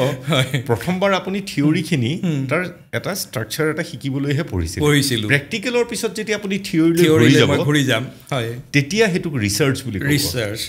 অধ্যয়ন, পঢ়াৰ অধ্যয়নৰ হেৰিটো তো আপোনাৰ ক্ষেত্ৰত হ'ল, আপুনি যিহেতু প্ৰেক্টিকেলি কৰি আহিছে, চ' থিয়ৰীখিনিয়ে আপোনাক ভালভাৱে ব্যাখ্যা কৰিব পাৰিছে যে ইয়াৰ প্ৰয়োজনীয়তা কি হয়। আৰু এটা খুবেই প্ৰয়োজনীয় আৰু সাংবাদিকখিনিৰ ক্ষেত্ৰত আজিকালি এইটো কমিছে, কিন্তু আমি ইণ্টাৰ্ণশ্বিপ পাইছিলোঁ বা হেৰি কৰিছিলোঁ, আপোনাৰ ৱৰ্কশ্বপবিলাক এটেণ্ড কৰিছিলোঁ, সাংবাদিকতাৰ কিছুমান ৱৰ্কশ্বপ হৈছিলে। তেনেকৈ আপোনাৰ এটা হেৰি ফেলোশ্বিপ দিছিলে কিছুমান এতিয়া মই এটা হেৰি কৰিছিলোঁ GNRC মিডিয়া ফেলোশ্বিপ বুলি সেইটো পাইছিলোঁ গতিকে মেডিকেলৰ কিছুমান ধাৰণা আমি তাতে পাই গ'লোঁ সেই সম্পৰ্কীয় নিউজ কৰোঁতে তেনেকৈ কনফ্লিক্ট মেনেজমেণ্টৰ ওপৰত আমি ছেমিনাৰ এটেণ্ড কৰিছোঁ ৱৰ্কশ্বপ সেইবিলাকত আমি সেই কনফ্লিক্ট মেনেজমেণ্ট ৰিলেটেড যিবিলাক নিউজ কেনেকৈ কৰা যাব সেইবিলাক আমি পাইছোঁ তেনেকৈ বিভিন্ন ধৰণৰ হেৰি এটেণ্ড কৰিছোঁ ধৰক চাইল্ডৰ ওপৰত কিছুমান চাইল্ড প্ৰটেকশ্যনৰ ওপৰতো ৱৰ্কশ্বপ হৈছে এইবিলাক কৰিছোঁ সেইবিলাকে আমাক যথেষ্ট মানে সমৃদ্ধ কৰিছে সেইখিনি ধাৰণাটো মানে ক্লিয়াৰ কৰিছে যে কোনবিলাক বস্তু আমি নিউজ আকাৰে দিয়া উচিত আৰু কোন ক্ষেত্ৰত আমি নিউজটো আমি এডিট কৰিব লাগিব গতিকে সেই বিষয়বিলাক আমাৰ মানে জেণ্ডাৰ চেনচিটাইজেশ্যনৰ ওপৰতো কৰিছোঁ তেনেকুৱা ধৰণৰ অভিজ্ঞতা অলপ হৈছে ইয়াত আৰু এটা দিশলৈ আহোঁ হয় যে বৰ্তমান হয় যিটো সস্তীয়া হেৰি আৰম্ভ হৈছে হয় সস্তীয়া কি বুলি ক'ম আপোনাক যে প্ৰত্যেক ক্ষেত্ৰত হয় অলপ সলনি হৈছে মানুহৰ টেষ্ট সলনি হৈছে মানে এটা প্ৰদৰ্শনকামিতাটো বাঢ়িছে হয় ইয়াৰ সুবিধা ল'বলৈও যিসকলৰ হয়তো এতিয়া শিল্পী মাজতে শিল্পীসকলক লৈ আৰু এজন ব্যক্তি বিশেষ ঋতু কলিতাৰ এটা কণ্ট্ৰভাৰ্চিটোৰ বিষয়ে আপুনি জানে তো এনেকুৱা হৈছে নেকি বাৰু যে আপুনি মই পডকাষ্ট কৰি এটা ভাল বিষয় আলোচনা কৰিবলৈ চেষ্টা কৰিছোঁ ইয়াত বিতৰ্ক নাই গতিকে মই যদি ভাল এজন সাহিত্যিক ভাল শিল্পীক মাতোঁ তেওঁ হয়তো ভাবিব যে এইটোত কিমান ভিউৱাৰ আছে হয় সেইটো হৈছে গতিকে যাৰ হয়তো কিছু গুণ আছে সেই গুণসম্পন্ন মানুহেও এই পাতলখিনিক অৱজ্ঞা নকৰি মই ভাবোঁ যে কিছুমান কথা অলপ এৰাই চলিবলৈও পাৰিব লাগে যে কোনোবাই যদি এনেই কিবা এটা নক'বলগীয়া কথা কৈছে তাক কণ্ট্ৰভাৰ্চিৰ বাহিৰে মই নাভাবোঁ যে আপুনি প্ৰাধান্য দিব লাগিব সকলো ভূপেন হাজৰিকা মহোদয় তেখেতে কিমান ধুনীয়া সুন্দৰ গীত ৰচনা কৰিছে সমালোচক নাছিল নেকি সমালোচক নিশ্চয় আছিল তেখেতৰো হয়তো গান বেয়া ধৰণেও হয়তো সেই সময়ত কোনোবাই সমালোচনা কৰিছিল কিন্তু তেওঁ তাৰ পিছপিনে নগৈ এই যে নিজৰ হাজাৰ মানুহে অনুকৰণ কৰি কিবা এটা শিকিলে তেওঁৰ গানৰ পৰা তো তেওঁ তাৰ প্ৰতি হেৰি হৈ আগবাঢ়িছে কণ্ট্ৰভাৰ্চিত গৈ এতিয়া অলপ এনেকুৱা হৈছে নেকি যে সকলো মানুহে নাম কামাবলৈ অলপ বিতৰ্কত নিজেও সোমাই যায় সেইটো প্ৰদৰ্শনকামিতা আৰু এই ধৰণৰ আপুনি যিটো ক'লে সেইটো আহিছে বহুত মানুহৰটো আহিছে হয়তো এনেকুৱা হ'ব পাৰে যে সস্তীয়া জনপ্ৰিয়তাকে আমি মানি ল'বলৈ বাধ্য হৈছোঁ বা কিবা কাৰণে আমি সেইবিলাকৰ পিছত পৰিছোঁ এতিয়া ধৰক প্ৰখ্যাত বহুতো ব্যক্তিও এতিয়া ৰীল বনায় মানে তেওঁলোকৰ বহুত হাজাৰ লাখত ভিউৱাৰ্ছ আহে তেওঁলোকে পইচা পায় কি কাৰণে কৰিছে মই নাজানো তেওঁলোকেও সস্তীয়া বহুত বস্তু মই প্ৰখ্যাত ব্যক্তিয়ে দিয়া দেখিছোঁ তেওঁলোকে আজিকালি ৰীল বনাবলৈ আৰম্ভ কৰিছে সেইবিলাক আহি থাকে আৰু সেই বিষয়বিলাকো খুব তুলুঙা তেওঁলোকেও সেইবিলাক দিয়া কৰিছে গতিকে মই আচলতে সেইটো খুব শুভ মানে ঘটনা বুলি মই নাভাবোঁ আচলতে কাৰণ এতিয়া ধৰক আচলতে পৰিৱেশন যিটো কৰিব আপুনি সমাজখন ই পৰস্পৰ হেৰি ওপৰত নিৰ্ভৰ কৰে সমাজ আৰু সমাজৰ বিভিন্ন পণ্য তাৰ তথ্য পাতি পৰিৱেশক এজন পৰিৱেশক আৰু এজন উপভোক্তা এতিয়া উপভোগ যোনে কৰি আছে তেওঁ ক'ৰ পৰা শিকিব যি পৰিৱেশন হ'ব তাৰ পৰাই শিকিব আৰু লাহে লাহে কি পৰিৱেশন কৰিব যি বেছি উপভোগ হৈছে তাৰেই পৰিৱেশন কৰিব আৰু সেইটোৱে সঁচাৰ নিচিনা হৈ গৈছে হয় এতিয়া সঁচা মানে সেয়াই যে মই প্ৰথমতে ভাবিছিলোঁ যে অসমৰ বিভিন্ন ক্ষেত্ৰৰ আজিকালি দেখিছোঁ সকলোৱে বিতৰ্কত যাব বিচাৰে আৰু মই বিশেষকৈ বিতৰ্কলৈ অনুষ্ঠান কৰাৰ যিকোনো হেৰিতে মোৰ লক্ষ্য নহয় তাৰপৰা ডেফিনেটলি আপুনি যেনেকৈ কয় এটা পজিটিভ মেছেজ যদি যায় হয় ইতিবাচক হয় তো যেনেকৈ আপুনি কয় যে এজন সাংবাদিকে জীৱনত হয়তো সদায় নতুনকৈ অহা সাংবাদিকজনে ভাবিছে যে মই ভালকৈ সাংবাদিকতা কৰিম কিন্তু লাহে লাহে গোটেই প্ৰক্ৰিয়াটোৰ মাজত সোমাই পেলাই ছিষ্টেমৰ অংশ হৈ যায় তো হয়তো ময়ো ক'ৰবাত ভাবিছোঁ যে মই অলপ বিতৰ্কিত কিবা বিষয় লৈ কৰিলে খুব পপুলাৰ হ'ব নেকি ভিউজ বাঢ়িব হয় তো সেইটো ভাবিব গৈ পেলাই মই তাৰপিছত ভাবিছোঁ যে মানুহবিলাক সকলো এনেকুৱা হৈ গ'ল নেকি জ্ঞানী গুণী মানুহ সকলোৰে জ্ঞানৰ কিবা অৱনতি ঘটিছে নেকি যে তাৰপিছত অলপ নিজে যেতিয়া অলপ হেৰি কৰি চালোঁ দকৈ ভাবি চালোঁ যে জ্ঞানৰ অভাৱ হোৱা নাই হয় শিল্পৰ অভাৱ হোৱা নাই ভাল গান ভাল গায়কৰ অভাৱ হোৱা নাই সকলো আছে কিন্তু এইবিলাকৰ মাজত কষ্ট আছে শ্বৰ্টকাট নাই হয় কিন্তু এতিয়া নিজৰ জীৱনত কৰি থোৱাখিনিৰ সকলোকে তাৰ অনুদান লাগে তো তাৰ কাৰণে শ্বৰ্টকাট লাগে শ্বৰ্টকাটৰ কাৰণে বিতৰ্ক লাগে আৰু বিতৰ্কৰ বাবে এই বিষয়বোৰ আহি পৰিছে আৰু মই এটা মূল্যবোধৰ এটা অৱক্ষয় আচলতে আপুনি ধৰক জীৱনটোৰ যদি অৰ্থ বিচাৰি যায় এতিয়া এই যে আপুনি যিখিনি পালে সেইখিনি কি প্ৰাপ্তি সেইখিনি লৈ আপুনি সন্তুষ্ট হ'বনে নহয় সেইটোৰ ওপৰতে নিৰ্ভৰ কৰিব বহুতে এতিয়া ধৰক মই আপোনাক এটা ৰাজনৈতিক ক্ষেত্ৰৰ দুটা উদাহৰণ দিওঁ এজন হ'ল মানিক চৰকাৰ ত্ৰিপুৰাৰ মুখ্যমন্ত্ৰী আছিল আৰু আনজন হ'ল শৰৎচন্দ্ৰ সিংহ মই শুনামতে আৰু পঢ়িবলৈ পোৱা মতে শৰৎচন্দ্ৰ সিংহই যিদিনা অৱসৰ লৈছিল সেইদিনা তেওঁ জনতা ভৱনৰ পৰা বাছত উঠি ঘৰলৈ ঘূৰি গৈছিল তেওঁৰ এখন গাড়ীও নাছিল ত্ৰিপুৰাৰ মুখ্যমন্ত্ৰী হৈ থকা কালত মানিক চৰকাৰে তেওঁৰ ঘৰত মানে গাড়ী নাই তেওঁ আপোনাৰ অটোত অহা যোৱা কৰে গতিকে তেনেকুৱা ব্যক্তিওতো আছে তেওঁ কি একো নাপালে তেওঁতো অমৰ হৈ থাকিল তেওঁলোক শৰৎচন্দ্ৰ সিংহ গতিকে তেওঁলোকে কি চাইছিল তেওঁলোকে সামূহিক কল্যাণ সামূহিক কল্যাণটোৱে ডাঙৰ বস্তু এতিয়া ধৰক আপুনি আমি খোৱা কামোৰাত লাগি আছোঁ মই মোৰ নিজৰ টকা অৰ্জনৰ কাৰণে বা মোৰ প্ৰভুত্ব বিস্তাৰৰ কাৰণে মই চেষ্টা কৰি আছোঁ কি লাভ হ'ব মোৰ আল্টিমেটলি বা শেষত আপোনাৰ মাটিৰ দেহা মাটিতে মিলিব আপুনি একো লৈও যাব নোৱাৰে লগত গতিকে ডাঙৰ কথাটো হ'ল আমি সামূহিক কল্যাণ সাধন কৰিব লাগে সমাজৰ কল্যাণ সাধন কৰিব লাগে আৰু সমাজত থকা বুভুক্ষু জনতাৰ যি এতিয়া ধৰক বহুত মানুহ আছে এসাঁজ খাবলৈ নোপোৱাকৈ আছে বহুত মানুহ আছে আপুনি পেলাই দিয়া ৰুটিটোৱে তুলি লৈ গৈছে গতিকে সেই মানুহখিনিৰ কাৰণে আমি চিন্তা কৰা উচিত তেওঁলোকৰ কাৰণে যদি আমি কাম কৰিব পাৰোঁ তাতে আচলতে জীৱনৰ অৰ্থ লুকাই আছে তো আজিৰ প্ৰজন্মৰ মাজতো আপুনি এনে দেখিছে যাৰ পৰা আশা আছে যে আমি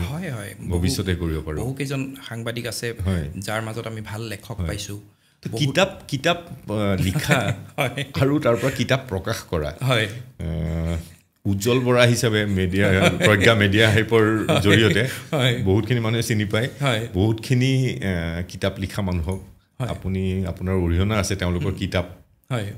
ছপা হৈ প্ৰকাশ হোৱাত তো নিজে লিখাৰ পৰা এই কিতাপৰ প্ৰকাশকৰ ভূমিকালৈকে তো সেই আৰম্ভণিটো কেনেকৈ মানে পেপাৰত কাম কৰি থাকোঁতেই লেখা মেলাৰ অভ্যাসটো হৈছে সৰুতেও লিখিছিলোঁ সৰুতে আমি এখন প্ৰতিভা বুলি মই ঘৰুৱা আলোচনী কৰিছিলোঁ হাতে লিখা আলোচনী ক্লাছ 8 মানত থাকোঁতেই কৰিছিলোঁ 7-8 মানত তেতিয়াৰ পৰাই মানে লিখি ভাল পাওঁ আপোনাক কৈছোঁ পেপাৰ পঢ়ি ভাল পাওঁ তাৰপিছত মেগাজিনবিলাক পঢ়োঁ তেতিয়া আমি মৌচাক সফুৰা ইলাষ্ট্ৰেটেড উইকলিখন দাদাই আনিছিলে স্পৰ্টছ ষ্টাৰ আৰু স্পৰ্টছ ৱৰ্ল্ড তেতিয়া আনিছিলে সেইবিলাক মানে ঘৰত দম দম হৈ যায় প্ৰান্তিকখন আনিছিলে সূত্ৰধাৰ এইবিলাক আলোচনী পঢ়িছিলোঁ মানে সৰুৰ পৰাই সেইখিনি দাদায়ো আনে দাদাই পঢ়ে মই পঢ়োঁ তেনেকৈ ভণ্টি বাইদেউ সিহঁতে অলপ কম পঢ়ে কিন্তু তথাপি দাদাই মই খুব বেছিকৈ পঢ়িছিলোঁ পেপাৰ আৰু আৰু তেনেকৈ পঢ়ি মেলি এটা ৰুচি এটা গঢ় লৈছিল আৰু কলেজত পঢ়ি থাকোঁতে আপোনাৰ লিটাৰেচাৰৰ যিমানবিলাক কম্পিটিশ্যন হৈছিল সেইবিলাকত যোগদান কৰিছিলোঁ সেইবিলাকত স্কুলত থাকোঁতেও কৰিছিলোঁ স্কুলত সেইবিলাকত ফাৰ্ষ্ট ছেকেণ্ড তেনেকৈ হৈছোঁ কলেজতো হৈছোঁ আবৃত্তি কৰিছিলোঁ তৰ্ক কৰিছিলোঁ আকস্মিক বক্তৃতা কৰিছিলোঁ তেনেকৈ ইউনিভাৰ্চিটিত গৈ লিটাৰী ছেক্ৰেটাৰী হৈ আপোনাৰ আলোচনী সম্পাদনা কৰিলোঁ প্ৰতিযোগিতা পাতিলোঁ তাৰপিছত আপোনাৰ লেখা মেলা চলি থাকিল তেনেকৈ কবিতাও লিখিছিলোঁ গল্পও লিখাৰ চেষ্টা কৰিছিলোঁ তাৰপিছত প্ৰবন্ধও লিখোঁ এতিয়া শেহতীয়াকৈ মই মানে কি হ'ল মোৰ লিখাটো কিছু কমি গ'ল এইকাৰণে যে মই বিভিন্ন কামত লাগিবলৈ আৰম্ভ কৰিলোঁ সাংবাদিক হিচাপে লাগিলোঁ বা আপোনাৰ এতিয়া প্ৰকাশক হিচাপে কাম কৰি আছোঁ সাংবাদিক হিচাপে থাকোঁতেই মই এখন কিতাপ লিখিছিলোঁ বাৰাক ওবামা যেতিয়া ৰাষ্ট্ৰপতি হৈছিল হাৱাইৰ পৰা হোৱাইট হাউচলৈ বুলি সেইখন কেম্ব্ৰিজ ইণ্ডিয়া তাৰে অৰুণোদয় প্ৰকাশন বুলি তেওঁলোকে প্ৰকাশ কৰিছিল তাৰপিছতে আপোনাৰ সেই কিতাপখন আপোনাৰ বাৰাক ওবামাৰ তাত ভাষণো অনুবাদ কৰি দিছিলোঁ, যথেষ্ট মানে জনপ্ৰিয় হ'ল আৰু সোনকালে শেষ হৈ গ'ল। এতিয়া তাৰ নতুন প্ৰিণ্ট হোৱা নাই, এইটো কৰিব লাগিব। তাৰপিছত আপোনাৰ আৰু এখন কিতাপ কৰিলোঁ, একবিংশ শতিকাৰ প্ৰথম দশকৰ প্ৰেমৰ গল্প বুলি, সেইখন আপোনাৰ সম্পাদনা কৰিলোঁ। সেইখন ষ্টুডেণ্টছ টুৰ্চে পাব্লিছ কৰিছিলে, সেইখনো খুব মানে ভাল হেৰি হ'ল। পিছৰ পৰ্যায়ত মই চিন্তা কৰিলোঁ যে আমাৰ ল'ৰা ছোৱালীৰ কাৰণে কিবা এটা কৰা যাওক, ল'ৰা ছোৱালীবিলাকৰ কাৰণে, ষ্টুডেণ্টবিলাকৰ কাৰণে। তেওঁলোকৰ কাৰণে লিখিলোঁ পঢ়াত সফল হোৱাৰ কৌশল, মানে কেনেকৈ তেওঁলোক পঢ়াত সফল হ'ব তাক লৈ পেলাই, তাত মনোযোগ কেনেকৈ বৃদ্ধি কৰিব, অধ্যয়নৰ পদ্ধতি কেনেকুৱা, পিতৃ মাতৃৰ ভূমিকা কেনেকুৱা, বা হোষ্টেলত থাকি কেনেকৈ পঢ়িব। মানে মই নিজেও হোষ্টেলত আছিলোঁ, ইউনিভাৰ্চিটিত থাকোঁতে, কলেজত থাকোঁতে হোষ্টেলত আছিলোঁ, গতিকে হোষ্টেলৰ অভিজ্ঞতাও আছে। গতিকে হোষ্টেলত থাকি কেনেকৈ পঢ়িব লাগে, হোষ্টেলত বহুত কথা প্ৰেক্টিকেল কথা শিকিলোঁ, যে আপোনাৰ সন্মুখতে আছে ল'ৰাজন, আপোনাৰ লগতে আড্ডা মাৰি আছে, সিয়ে টপাৰ হৈছে। তেনেকৈ আপোনাৰ এতিয়া বহুতো পৰিয়াল আছে যিবিলাকৰ ঘৰত ঘৰুৱা অশান্তি আছে। ধৰক এনেকুৱা, মাক দেউতাকৰ মাজত কাজিয়া হৈ থাকে আৰু দেউতাকে হয়তো মদ খায়। যদি সেইটো হয় তেতিয়াহ'লে কি হয়, ল'ৰাটো বা ছোৱালীজনীৰ ওপৰত প্ৰভাৱটো পৰে, পঢ়াত প্ৰভাৱ পৰে। তেনে ক্ষেত্ৰত ল'ৰাটোৱে বা ছোৱালীজনীয়ে কি কৰিব, তাৰো কিছু উপায় দিছোঁ, বা পেৰেণ্টছে কি কৰিব। আৰু পঢ়াৰ আৰু এটা কথা আছে, কিছুমানে কি হয় ৰাতি পঢ়িব নোৱাৰে, কিছুমানে ৰাতিপুৱা সোনকালে উঠি পঢ়ে, চবৰে পঢ়াৰ মানে সময় বেলেগ বেলেগ। তাৰ কেইবাটাও আৰু মেথড আছে, ধৰক ইণ্টাৰপ্ৰিটেটিভ মেথড আছে, আপুনি আৰু এটা মেথড আছে এনেকুৱা, আপুনি ধৰক আপোনাৰ লগত ষ্টৰিটো মিলাই পেলাই, ষ্টৰি এটা ক্ৰিয়েট কৰি পেলাই, সেই ষ্টৰিৰ আকাৰে আপুনি কথাটো মনত ৰাখি দিব পাৰে। তেনেকুৱা ধৰণৰো মানে উপায় দিয়া গৈছে। তাৰপিছত ফুট নোট কেনেকৈ লিখিব, মানে ক্লাছত কেনেকৈ নোট ল'ব, যেনেকৈ আপোনাৰ আমাৰ যে হেৰি থাকে শ্বৰ্ট হেণ্ড টাইপৰ, তেনেকুৱা ধৰণৰ হেৰিবিলাকো মানে কেনেকৈ ঘপককৈ নোট এটা আপুনি কেনেকৈ ল'ব। আপুনি গোটেই এটা দীঘল বাক্য কৈ গ'ল, মই ক্লাছত নোট ল'ব লাগে। নোট লওঁতে মই আপুনি ধৰক এনেকৈ ক'লে যে অৰ্গেনিক বনটো মই পূৰা নিলিখি পেলাই OG বুলি দিলেও মই মনত ৰাখিলোঁ, OB অৰ্গেনিক বন। শ্বৰ্টত কেনেকৈ আমি বস্তুখিনি নোটখিনি পটাপট ল'ম আৰু পিছত সেইটো আমি কেনেকৈ হেৰি কৰিম, সেইটোৰ লগতে আৰু কেনেকৈ মানে বহুতকেইটা দিশ সামৰিছোঁ যাতে ল'ৰা ছোৱালীখিনি ভাল হয়, আৰু অভিভাৱকৰ কৰণীয় কেনেকুৱা সেইখিনিও দিছোঁ তাৰ ভিতৰতে। হয়, আৰু এখন সুন্দৰ কিতাপ, হয়, আৰু এখন লিখিছোঁ, হয়, প্ৰখ্যাত ব্যক্তিৰ বিখ্যাত সাক্ষাৎকাৰ। হয়, সেইখনটো অতি প্ৰয়োজনীয় কিতাপ। মই ভাবোঁ যে আমি বেলেগৰ জীৱনৰ পৰা যিমান কথা শিকিব পাৰোঁ, কাৰণ সকলো অভিজ্ঞতা সকলোৰে জীৱনত সম্ভৱ নহয়। আৰু বিখ্যাত ব্যক্তিসকলৰ প্ৰখ্যাত ব্যক্তিসকলৰ যেতিয়া জীৱনৰ অভিজ্ঞতাবোৰ তেওঁলোকৰ কথাৰ মাজেৰেই জানিব পাৰি। সেইখন মানে আপোনাৰ এনেকুৱা হ'ল, আপুনি জানে এইবাৰ 2024 বৰ্ষৰ সাহিত্য একাডেমী বঁটা পোৱা সমীৰ তাঁতী কবি, সমীৰ তাঁতী দা আমাৰ বন্ধুৰ নিচিনা। তেখেতৰ লগত কথা পাতোঁতে তেখেতে এদিন ক'লে, মানে এইখন কিতাপ পঢ়িছানে তুমি? মানে কিতাপখন দিলে, দ্য গ্ৰেট ইণ্টাৰভিউজ বুলি আছিলে কিতাপখন। মানে বহুত ডাঙৰ ডাঙৰ ইণ্টাৰভিউ কিছুমান আছে, বহুত মানে ধৰক 100ৰ ওপৰৰ ইণ্টাৰভিউ আছে, প্ৰখ্যাত ব্যক্তিয়ে লোৱা প্ৰখ্যাত ব্যক্তিৰ ইণ্টাৰভিউ। সেই কিতাপখন মোক তেওঁ দিলে, কৈছে এইখনৰ পৰা তুমি কৰিব পাৰা অলপ আমাৰ মানুহৰ কাৰণে। তেতিয়া মই কিতাপখন ল'লোঁ। কিতাপখন মানে কিছু পুৰণা কিতাপ, মানে তাত কিছু পুৰণি ইংৰাজীও আছে, অল্ড ইংলিছ যিটো কয়, অল্ড ব্ৰিটিছ ইংলিছ। কিছুমানৰ অৰ্থ এতিয়া আমি বিচাৰি নাপাওঁ, মানে সেইটো অৰ্থ কিছুমান ডিক্সনেৰীত আছে, কিন্তু আমাৰ অসমীয়াত এখন ডিক্সনেৰী আছে, জ্যোতি দ্বিভাষিক অভিধান, ডক্টৰ প্ৰণৱজ্যোতি শৰ্মা, তেখেতৰ অভিধানখন, প্ৰণৱজ্যোতি ডেকা, ডক্টৰ প্ৰণৱজ্যোতি ডেকা, খুব সাংঘাতিক অভিধান, জ্যোতি দ্বিভাষিক। সেই পুৰণা হেৰিবিলাকৰো মই অৰ্থ সেইখনত পাই গৈছোঁ, পুৰণা ইংৰাজীবিলাকৰো অৰ্থ অসমীয়াত পাইছোঁ সেই অভিধানখনত। গতিকে মোৰ এই কামটো কৰাত অলপ সুবিধা হ'ল, সেই অভিধানখনে যথেষ্ট সহায় কৰিছে। কিন্তু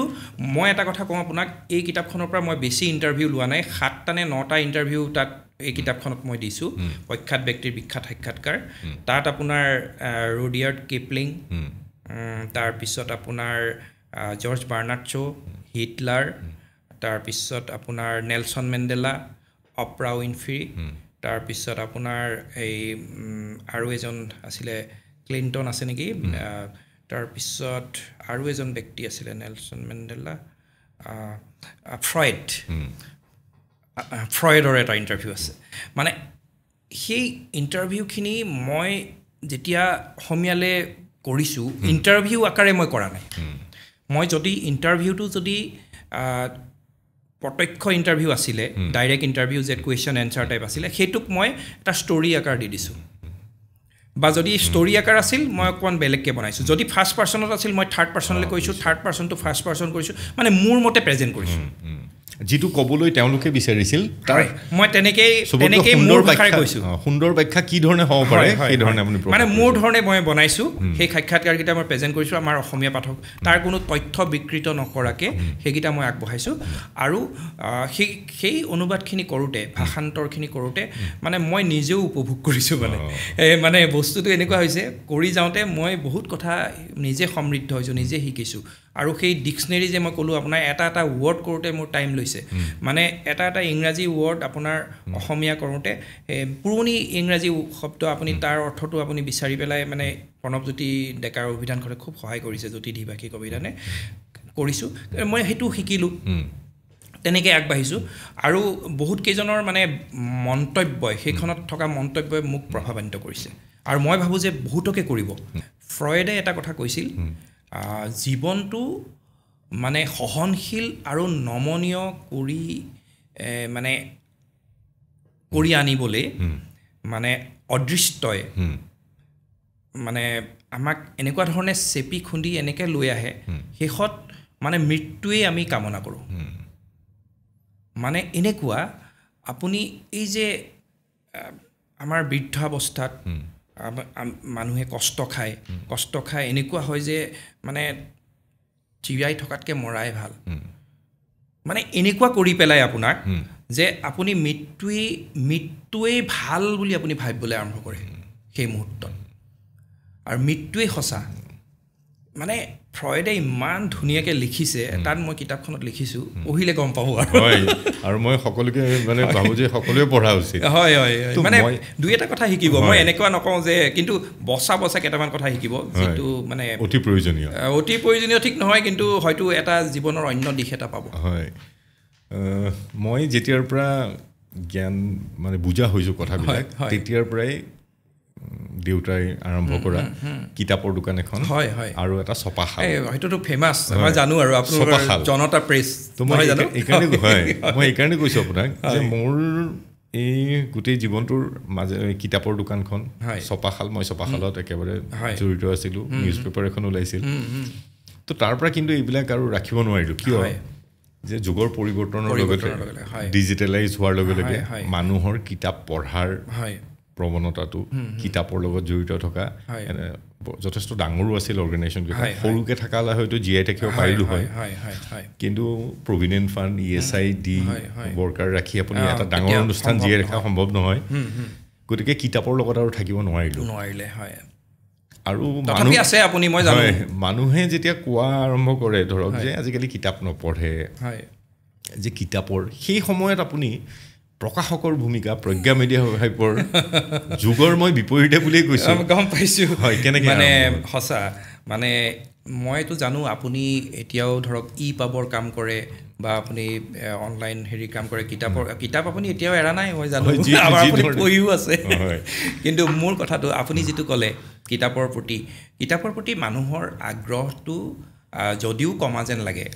আচলতে নকমে। সেইটো যেনেকৈ জ্ঞান অন্বেষণটো এটা নিৰবিচ্ছিন্ন প্ৰক্ৰিয়া, তেনেকৈ কিতাপ অধ্যয়নো বা আমাৰ সভ্যতা সংস্কৃতিৰ আচলতে কিতাপ এটা অপৰিহাৰ্য উপাদান, আৰু কিতাপ সদায় থাকিব। নিজে অন্ধকাৰ ৰুমৰ ভিতৰত সোমাই থকাজনে বাহিৰত ৰ'দৰ পোহৰ কেনেকৈ দেখা পাব, সূৰ্যোদয় যে হৈছে কেনেকৈ গম পাব। এতিয়া কথাটো হ'ল, আমিহে আচলতে মানে পিছ পৰি আছোঁ। আচলতে আমি অসমত বা আমি এই উত্তৰ পূবৰ এই চুকটোত আমি হয়তো ভাৰতৰ এই কোণটোত আমি পিছ পৰি আছোঁ। সমগ্ৰ পৃথিৱীখনত কিতাপৰ যি প্ৰসাৰ হৈছে, আমাৰ ভাষাটোৰ হয়তো 2 লাখমান শব্দ আছে, সেইকাৰণে আমাৰ কিতাপো কম। কিন্তু ইংৰাজীৰ কথা ভাবকচোন, 10 লাখৰ ওপৰত শব্দ আছে আৰু ইংৰাজীত কিমান কিতাপ ওলাই আছে ইংৰাজী ভাষাত আৰু কিমান কিতাপ এতিয়া সমগ্ৰ বিশ্বব্যাপী বিক্ৰী হৈ আছে গতিকে কিতাপৰ যিটো ভৱিষ্যত সি অনন্ত আৰু শেষ নহয় আপুনি কিন্তু আমাৰ ক্ষেত্ৰত কি হৈছে মইতো আৰম্ভই কৰিছোঁ গতিকে মই এতিয়াই হতাশ নহওঁ মোৰ কাৰণে কিতাপ পেচন আৰু মই কিতাপ আমাৰ অসমৰ ৰাইজৰ কাৰণে অসমৰ পাঠক সমাজৰ কাৰণে কিতাপ আগবঢ়াই দিছোঁ আৰু মই এতিয়া খুব বেছি আপোনাৰ 150খন টাইটল প্ৰকাশ কৰিছোঁ টাইটল 150খনমান হৈছেগৈ 150খন বেলেগ বেলেগ টাইটলৰ কিতাপ হয়তো সকলো মানুহে পঢ়িব নিবিচাৰিবও পাৰে তাত হয়তো সকলোৰে কাৰণে উৎকৃষ্ট নহ'বও পাৰে কিন্তু সকলোৱে কিছু পৰিমাণেতো আদৰি লৈছে আৰু ভৱিষ্যতে হয়তো এনেকুৱা কিতাপ আহিব এনেকুৱা ভাল কিতাপ আহিব যিখন কিতাপ সকলোৱে আদৰি ল'ব বা সকলোৱে পঢ়িব বিচাৰিব কিন্তু অতি কম সংখ্যা নহয় যথেষ্ট কৰা গৈছে হয় মানে এই প্ৰকাশকৰ হেৰিত হয় এতিয়া কথাটো হৈছে যে এতিয়া মানে আমিও মানে কি কৰিছোঁ আপুনি যিটো ক'লে এতিয়া আমিও অলপ প্ৰযুক্তিৰ সহায় লৈছোঁ প্ৰযুক্তি ধৰক এতিয়া আমি social media WhatsApp Facebook Instagram প্ৰসাৰ আৰু প্ৰচাৰৰ কাৰণে আৰু জনপ্ৰিয়কৰণৰ কাৰণেও আমি কিছু মানে কাৰ্যপন্থা হাতত লৈছোঁ আৰু যিবিলাক ধৰক টেক্সট বুক থাকে টেক্সট বুকটো বিচাৰেই ল'ৰা ছোৱালীয়ে সেইখিনি ল'বই গতিকে টেক্সট বুকৰ লগতে আমাৰ এই যিবিলাক সৃজনশীল সাহিত্যখিনিও আমি আগবঢ়াই নিব লাগিব আৰু যেনেকৈ আপুনি ক'লে যে মানুহৰ এছামে সেই হেৰি কৰি যেনে আৰ্টিষ্টজনে আৰ্ট কৰিয়ে যাব তেওঁ আৰু সেই এতিয়া মই এনেকুৱা ধৰণৰ আৰ্টিষ্টো লগ পাইছোঁ চন্দন চুতীয়াৰ দৰে কাৰ্টুনিষ্ট যি নেকি বহুত পুৰণি বহুত এতিয়াও তেওঁ কলমেৰে আঁকে বা এনেকৈ যিটো পেঞ্চিলেৰে আঁকি পেলাই তেওঁলোকে হেৰি কম্পিউটাৰত তেওঁ এতিয়াই নকৰে পিছতহে কৰে তেওঁ আমি যিটো আপোনাৰ ধৰক পৰম্পৰা বা আমাৰ যিখিনি ঐতিহ্য সেই ঐতিহ্যখিনিক আমি নিজে আগুৱাই লৈ যাব আমি প্ৰতিজনেই যদি সচেতন হওঁ এতিয়া কিতাপখন আমি আঁকোৱালি ল'ব লাগে ধৰক এতিয়া মই এই কিতাপখনৰ কথাই ক'লোঁ কৃষ্ণাৰ্জুন কৃষ্ণা বুলি এই কিতাপখন যোৱাকালি আমি ৰিলিজ কৰিছোঁ ঠিক আছে এই কিতাপখন লিখিছে এগৰাকী আপোনাৰ বন বিষয়া যি মানে ভাৰতীয় বন সেৱাৰ বিষয়া আছিল অৱসৰ গ্ৰহণ কৰি স্বেচ্ছামূলক অৱসৰ লৈ তেওঁ বৰ্তমান লেখাই লিখি আছে উৎপল বৰা আৰু তেওঁ বৰ্তমান কেইবাখনো কিতাপ লিখিছে কিন্তু তেওঁ মূলতঃ এতিয়া মহাভাৰত কৃষ্ণ আৰু অলপ আধ্যাত্মিক বিষয়ৰ ওপৰত তেওঁ কাম কৰি আছে আৰু মই কালি লগ পাইছিলোঁ তেতিয়া তেখেতে কৈছে মোক এতিয়া আৰু বেলেগ হেৰি নালাগে মই ইয়াতে এখন ডাঙৰ শান্তি পাইছোঁ মোক এতিয়া টকা নালাগে একো নালাগে মই এতিয়া পঢ়ি আছোঁ আৰু লিখি আছোঁ আৰু মই শুনামতে তেওঁ বোলে লিখিবৰ কাৰণে তেওঁৰ এখন ক'ৰবাত ফাৰ্ম এখন আছে সেই ফাৰ্মত গৈ পেলাই তেওঁ তাতে মানে এসপ্তাহ দুসপ্তাহ তাত গৈ থাকে পঢ়ে আৰু লিখে তেনেকুৱা গতিকে তেনেকুৱা ধৰণৰ মানুহ আছে যি কৰি আছে আৰু মই ভাবোঁ ভালেহে যেনেকৈ ভালৰ মূল বুজে তেনেকৈ কিতাপৰ মূলটো বেলেগ আপোনাৰ ব্যৱসায়ী এজনে হয়তো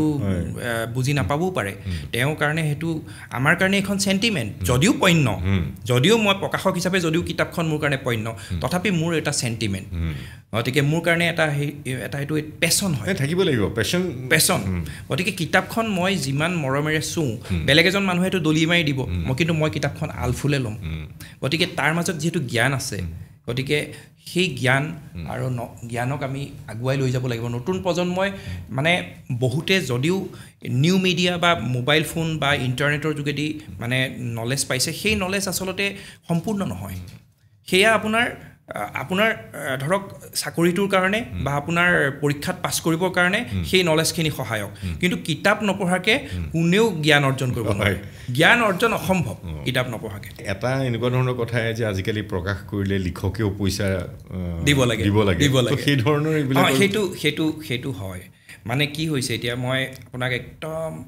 অকপটভাৱে এটা কথা স্বীকাৰ কৰোঁ যে কিছু ক্ষেত্ৰত প্ৰকাশকে সকলো কিতাপেই প্ৰকাশ কৰিবলৈ ৰাজি নহয় এতিয়া মই চাব লগা হয় কিতাপখন যদিও মোৰ কাৰণে পেচন হয় মোৰ কাৰণে আৱেগ হয় কিতাপখনত মোৰ প্ৰফিট হ'বনে নহয় মই এইটো চাব লাগিব কাৰণ মই বিজনেছটো ধৰি ৰাখিব লাগিব আই হেভ টু ছাষ্টেইন কৰিবৰ কাৰণে মই মই চাম যে আপুনি এখন কিতাপ লিখিছে কিতাপখন বিক্ৰী কিমান হ'ব মই এটা অনুমান কৰি ল'ব লাগিব মই এটা ছাৰ্ভে কৰিব লাগিব যে এই বিষয়টোৰ ওপৰত কিতাপ চলিবনে নচলে বা এই কিতাপখন তেওঁ কেনেভাৱে লিখিছে ভাষাটো কেনেকুৱা এইবিলাক চাব লগা হয় গতিকে বহুত ক্ষেত্ৰত কি হয় আমি কিতাপ এখন প্ৰকাশকৰ পৰা মানে লেখকৰ আমি হয়তো ৰিজেক্ট কৰোঁ কেতিয়াবা আৰু কেতিয়াবা এনেকুৱা হয় এতিয়া কোনো লেখকৰ আমি প্ৰকাশ নকৰোঁ ধৰক কিন্তু তেওঁ কোনো পধ্যে নেৰে যে কিতাপখন লাগে আৰু কিবা কৰি লাগে আমি কি কৰা যায় তেতিয়া আমি এটা কাম কৰোঁ আমি ছাৰ্ভিচটো দিওঁ যে আমি প্ৰিণ্টিং বা এই কামখিনি আমি কৰি দিম যিটো খৰচ হয় আপুনি দিব লাগিব আৰু আমি ডিষ্ট্ৰিবিউশ্যনটো আমি কৰি দিম আৰু তাৰ পৰা আমি এটা পাব্লিছিং ছাৰ্ভিচ আৰু তাৰ পৰা আমি এটা পাৰ্চেণ্টেজ এটা লৈ ল'ম যে আপোনাৰ কিতাপখন আমি পাব্লিছ কৰি দিলোঁ আমি প্ৰডাকশ্যন কামখিনি কৰি দিলোঁ প্ৰডাকশ্যনৰ কাৰণে আমি এটা ছাৰ্ভিচ চাৰ্জ ল'লোঁ আৰু ছাৰ্ভিচ চাৰ্জ লৈ আপুনি খৰচটো দিলে আপোনাৰ কিতাপখন আমি মাৰ্কেটিঙো কৰি দিলোঁ ডিষ্ট্ৰিবিউশ্যনো কৰি দিলোঁ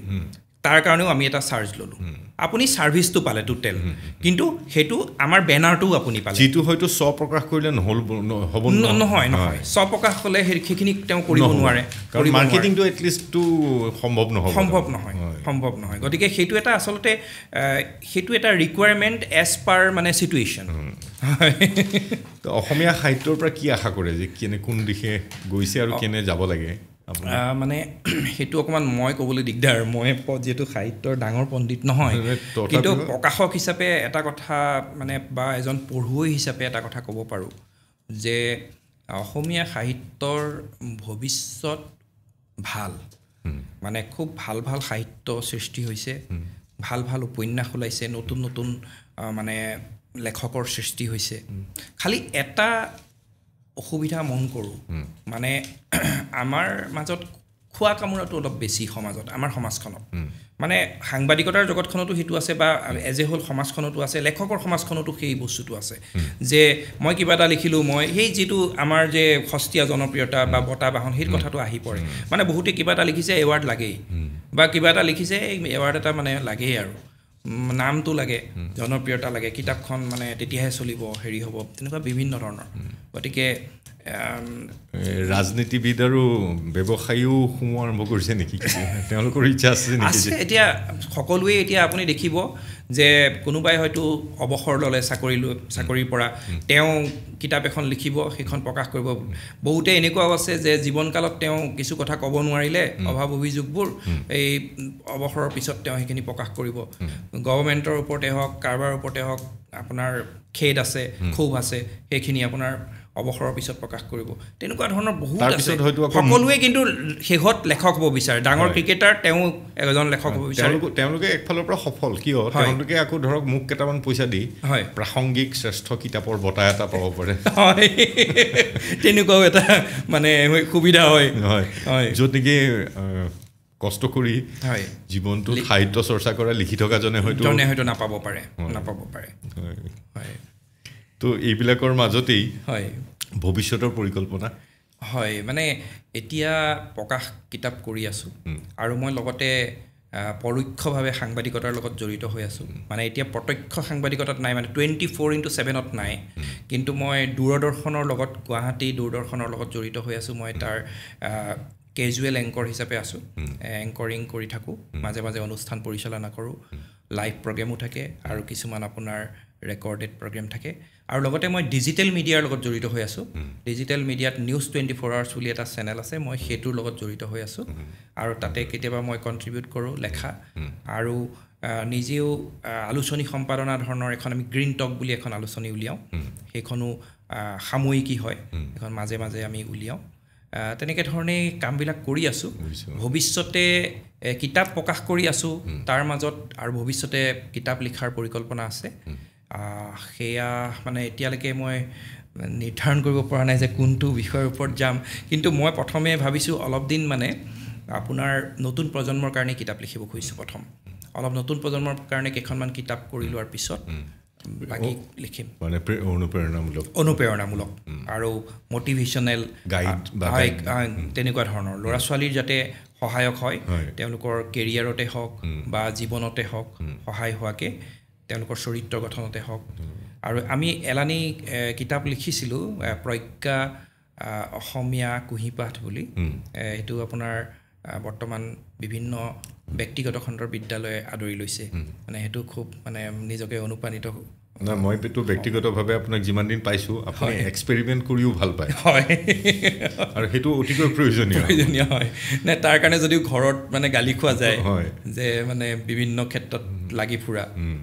নাই এক্সপেৰিমেণ্ট থাকিব লাগিব এক্সপেৰিমেণ্টৰ হেৰি হিচাপে এই মাইক্ৰফোনটো হয়তো কোনোবাই ভাবি এক্সপেৰিমেণ্টেলি কৰাৰ কাৰণে আপুনি মই ৰেকৰ্ড কৰিব পাৰিছোঁ হয় আৰু কয় নহয় যে মানে ৰলিং ষ্টোন গেডাৰ্ছ নো মছ বুলি কয় নহয় মই নিজে ভাবোঁ যে জীৱনটো বিভিন্ন ধৰণৰ সোৱাদ পৰিৱেশন মানে পৃথিৱীখনত বিভিন্ন সোৱাদ পৰিৱেশন কৰি থোৱা আছে আপুনি একঘেয়ামি কৰি এটা খাই মৰি যাব পাৰে বা সকলো বস্তুৰে সোৱাদ ল'ব পাৰে মই কিন্তু আকৌ সকলো বস্তুৰ সোৱাদ লোৱাতহে মোৰ হেৰি তো আৰু কিবা বিষয়ে আপুনি আলোকপাত কৰিব বিচাৰে যে মই এটাই বিচাৰোঁ যে নতুন প্ৰজন্মৰ ভাল হওক অসমৰ বা আমাৰ ভাৰতৰ বা পৃথিৱীৰ মানুহৰ ভাল হওক সকলোৰে ভাল হওক আৰু আমি মানে আমাৰ পৰা আচলতে আমি এই যি আমাৰ মই যিটো অথনিয়ে ক'লোঁ আপোনাক কিছু সময় আগতে সামূহিক কল্যাণ যিটো মানে সেইটোৰ বিষয়ে আমি চিন্তা কৰাৰ প্ৰয়োজন আৰু বহুতে ধৰক এতিয়া নিজৰ সম্পত্তি খুবেই কৰিছে মই নিজৰ সম্পত্তি খুব কৰিছোঁ ধৰক মই ধনী হৈ গৈ আছোঁ কিন্তু তেনেকৈ আমি সমাজখনকো আমি কেনেকৈ আগুৱাই লৈ যাব পাৰোঁ আৰু বাকী মানুহখিনিকো আমি কেনেকৈ অনুপ্ৰাণিত কৰিব পাৰোঁ তো আমি উজ্জ্বল বৰাৰ লগত ইমান কথা পাতিলোঁ MD প্ৰজ্ঞা মিডিয়া হাইপ তেখেত আপুনি জীৱন আৰম্ভ কৰিলে সাংবাদিকতাৰ পৰা তাৰ পৰা আপুনি ডিজিটেল মিডিয়াত আহি নিউজ চেনেলত এংকৰো হ'ল ডিজিটেল মিডিয়াৰ লগতো জড়িত তাৰ পৰা লিখিলে প্ৰকাশ কৰিলে আপোনাৰ বহুত ভূমিকা তো আপোনালৈ অনুৰোধ যাতে এই আপোনাৰ যিটো গৱেষণামূলক এক্সপেৰিমেণ্টেল আপোনাৰ নেচাৰ পৰিক্ৰমা অব্যাহত থাকক সেইটো অব্যাহত থাকক নতুন নতুন বস্তুৰ সোৱাদ মানুহক দিয়ক সকলোকে আমাকো দিয়ক ভাল হওক আপোনাৰ পৰিক্ৰমালৈও মোৰ শুভেচ্ছা থাকিল আগবাঢ়ক আৰু ভাবোঁ যে নতুন প্ৰজন্মৰ ভাল হ'ব সমাজৰ ভাল হ'ব আৰু ভৱিষ্যতে আৰু পজিটিভ কথা লৈ পেলাই আমি যাতে বহি আলোচনা কৰিব পাৰোঁ সমাজখন যেতিয়া ভাল পিনে যাব আমাৰ আলোচনাবিলাকো পজিটিভিটিৰ পিনে যাব খুব ভাল লাগিল আপোনাৰ লগত কথা পাতি আৰু নাজানো কি কৈছোঁ কিন্তু কথাখিনি হয়তো মোৰ ইমান বছৰৰ সাংবাদিকতাৰ অভিজ্ঞতা আৰু জীৱনৰ ধৰক অভিজ্ঞতাৰ পৰাই কৈছোঁ এটলিষ্ট মানে এতিয়ালৈকে নিজক ফাঁকি দিবলৈ মানে পৰা নাই নাই ইয়াৰ পৰা শিকিবলগীয়া বহুত কিছু হয়তো কথা ক'লোঁ আৰু বহু কথা ক'বলৈ থাকি গ'ল কেতিয়াবা আমি সেইখিনি আকৌ পাতিম নহয় জানো থেংক ইউ ধন্যবাদ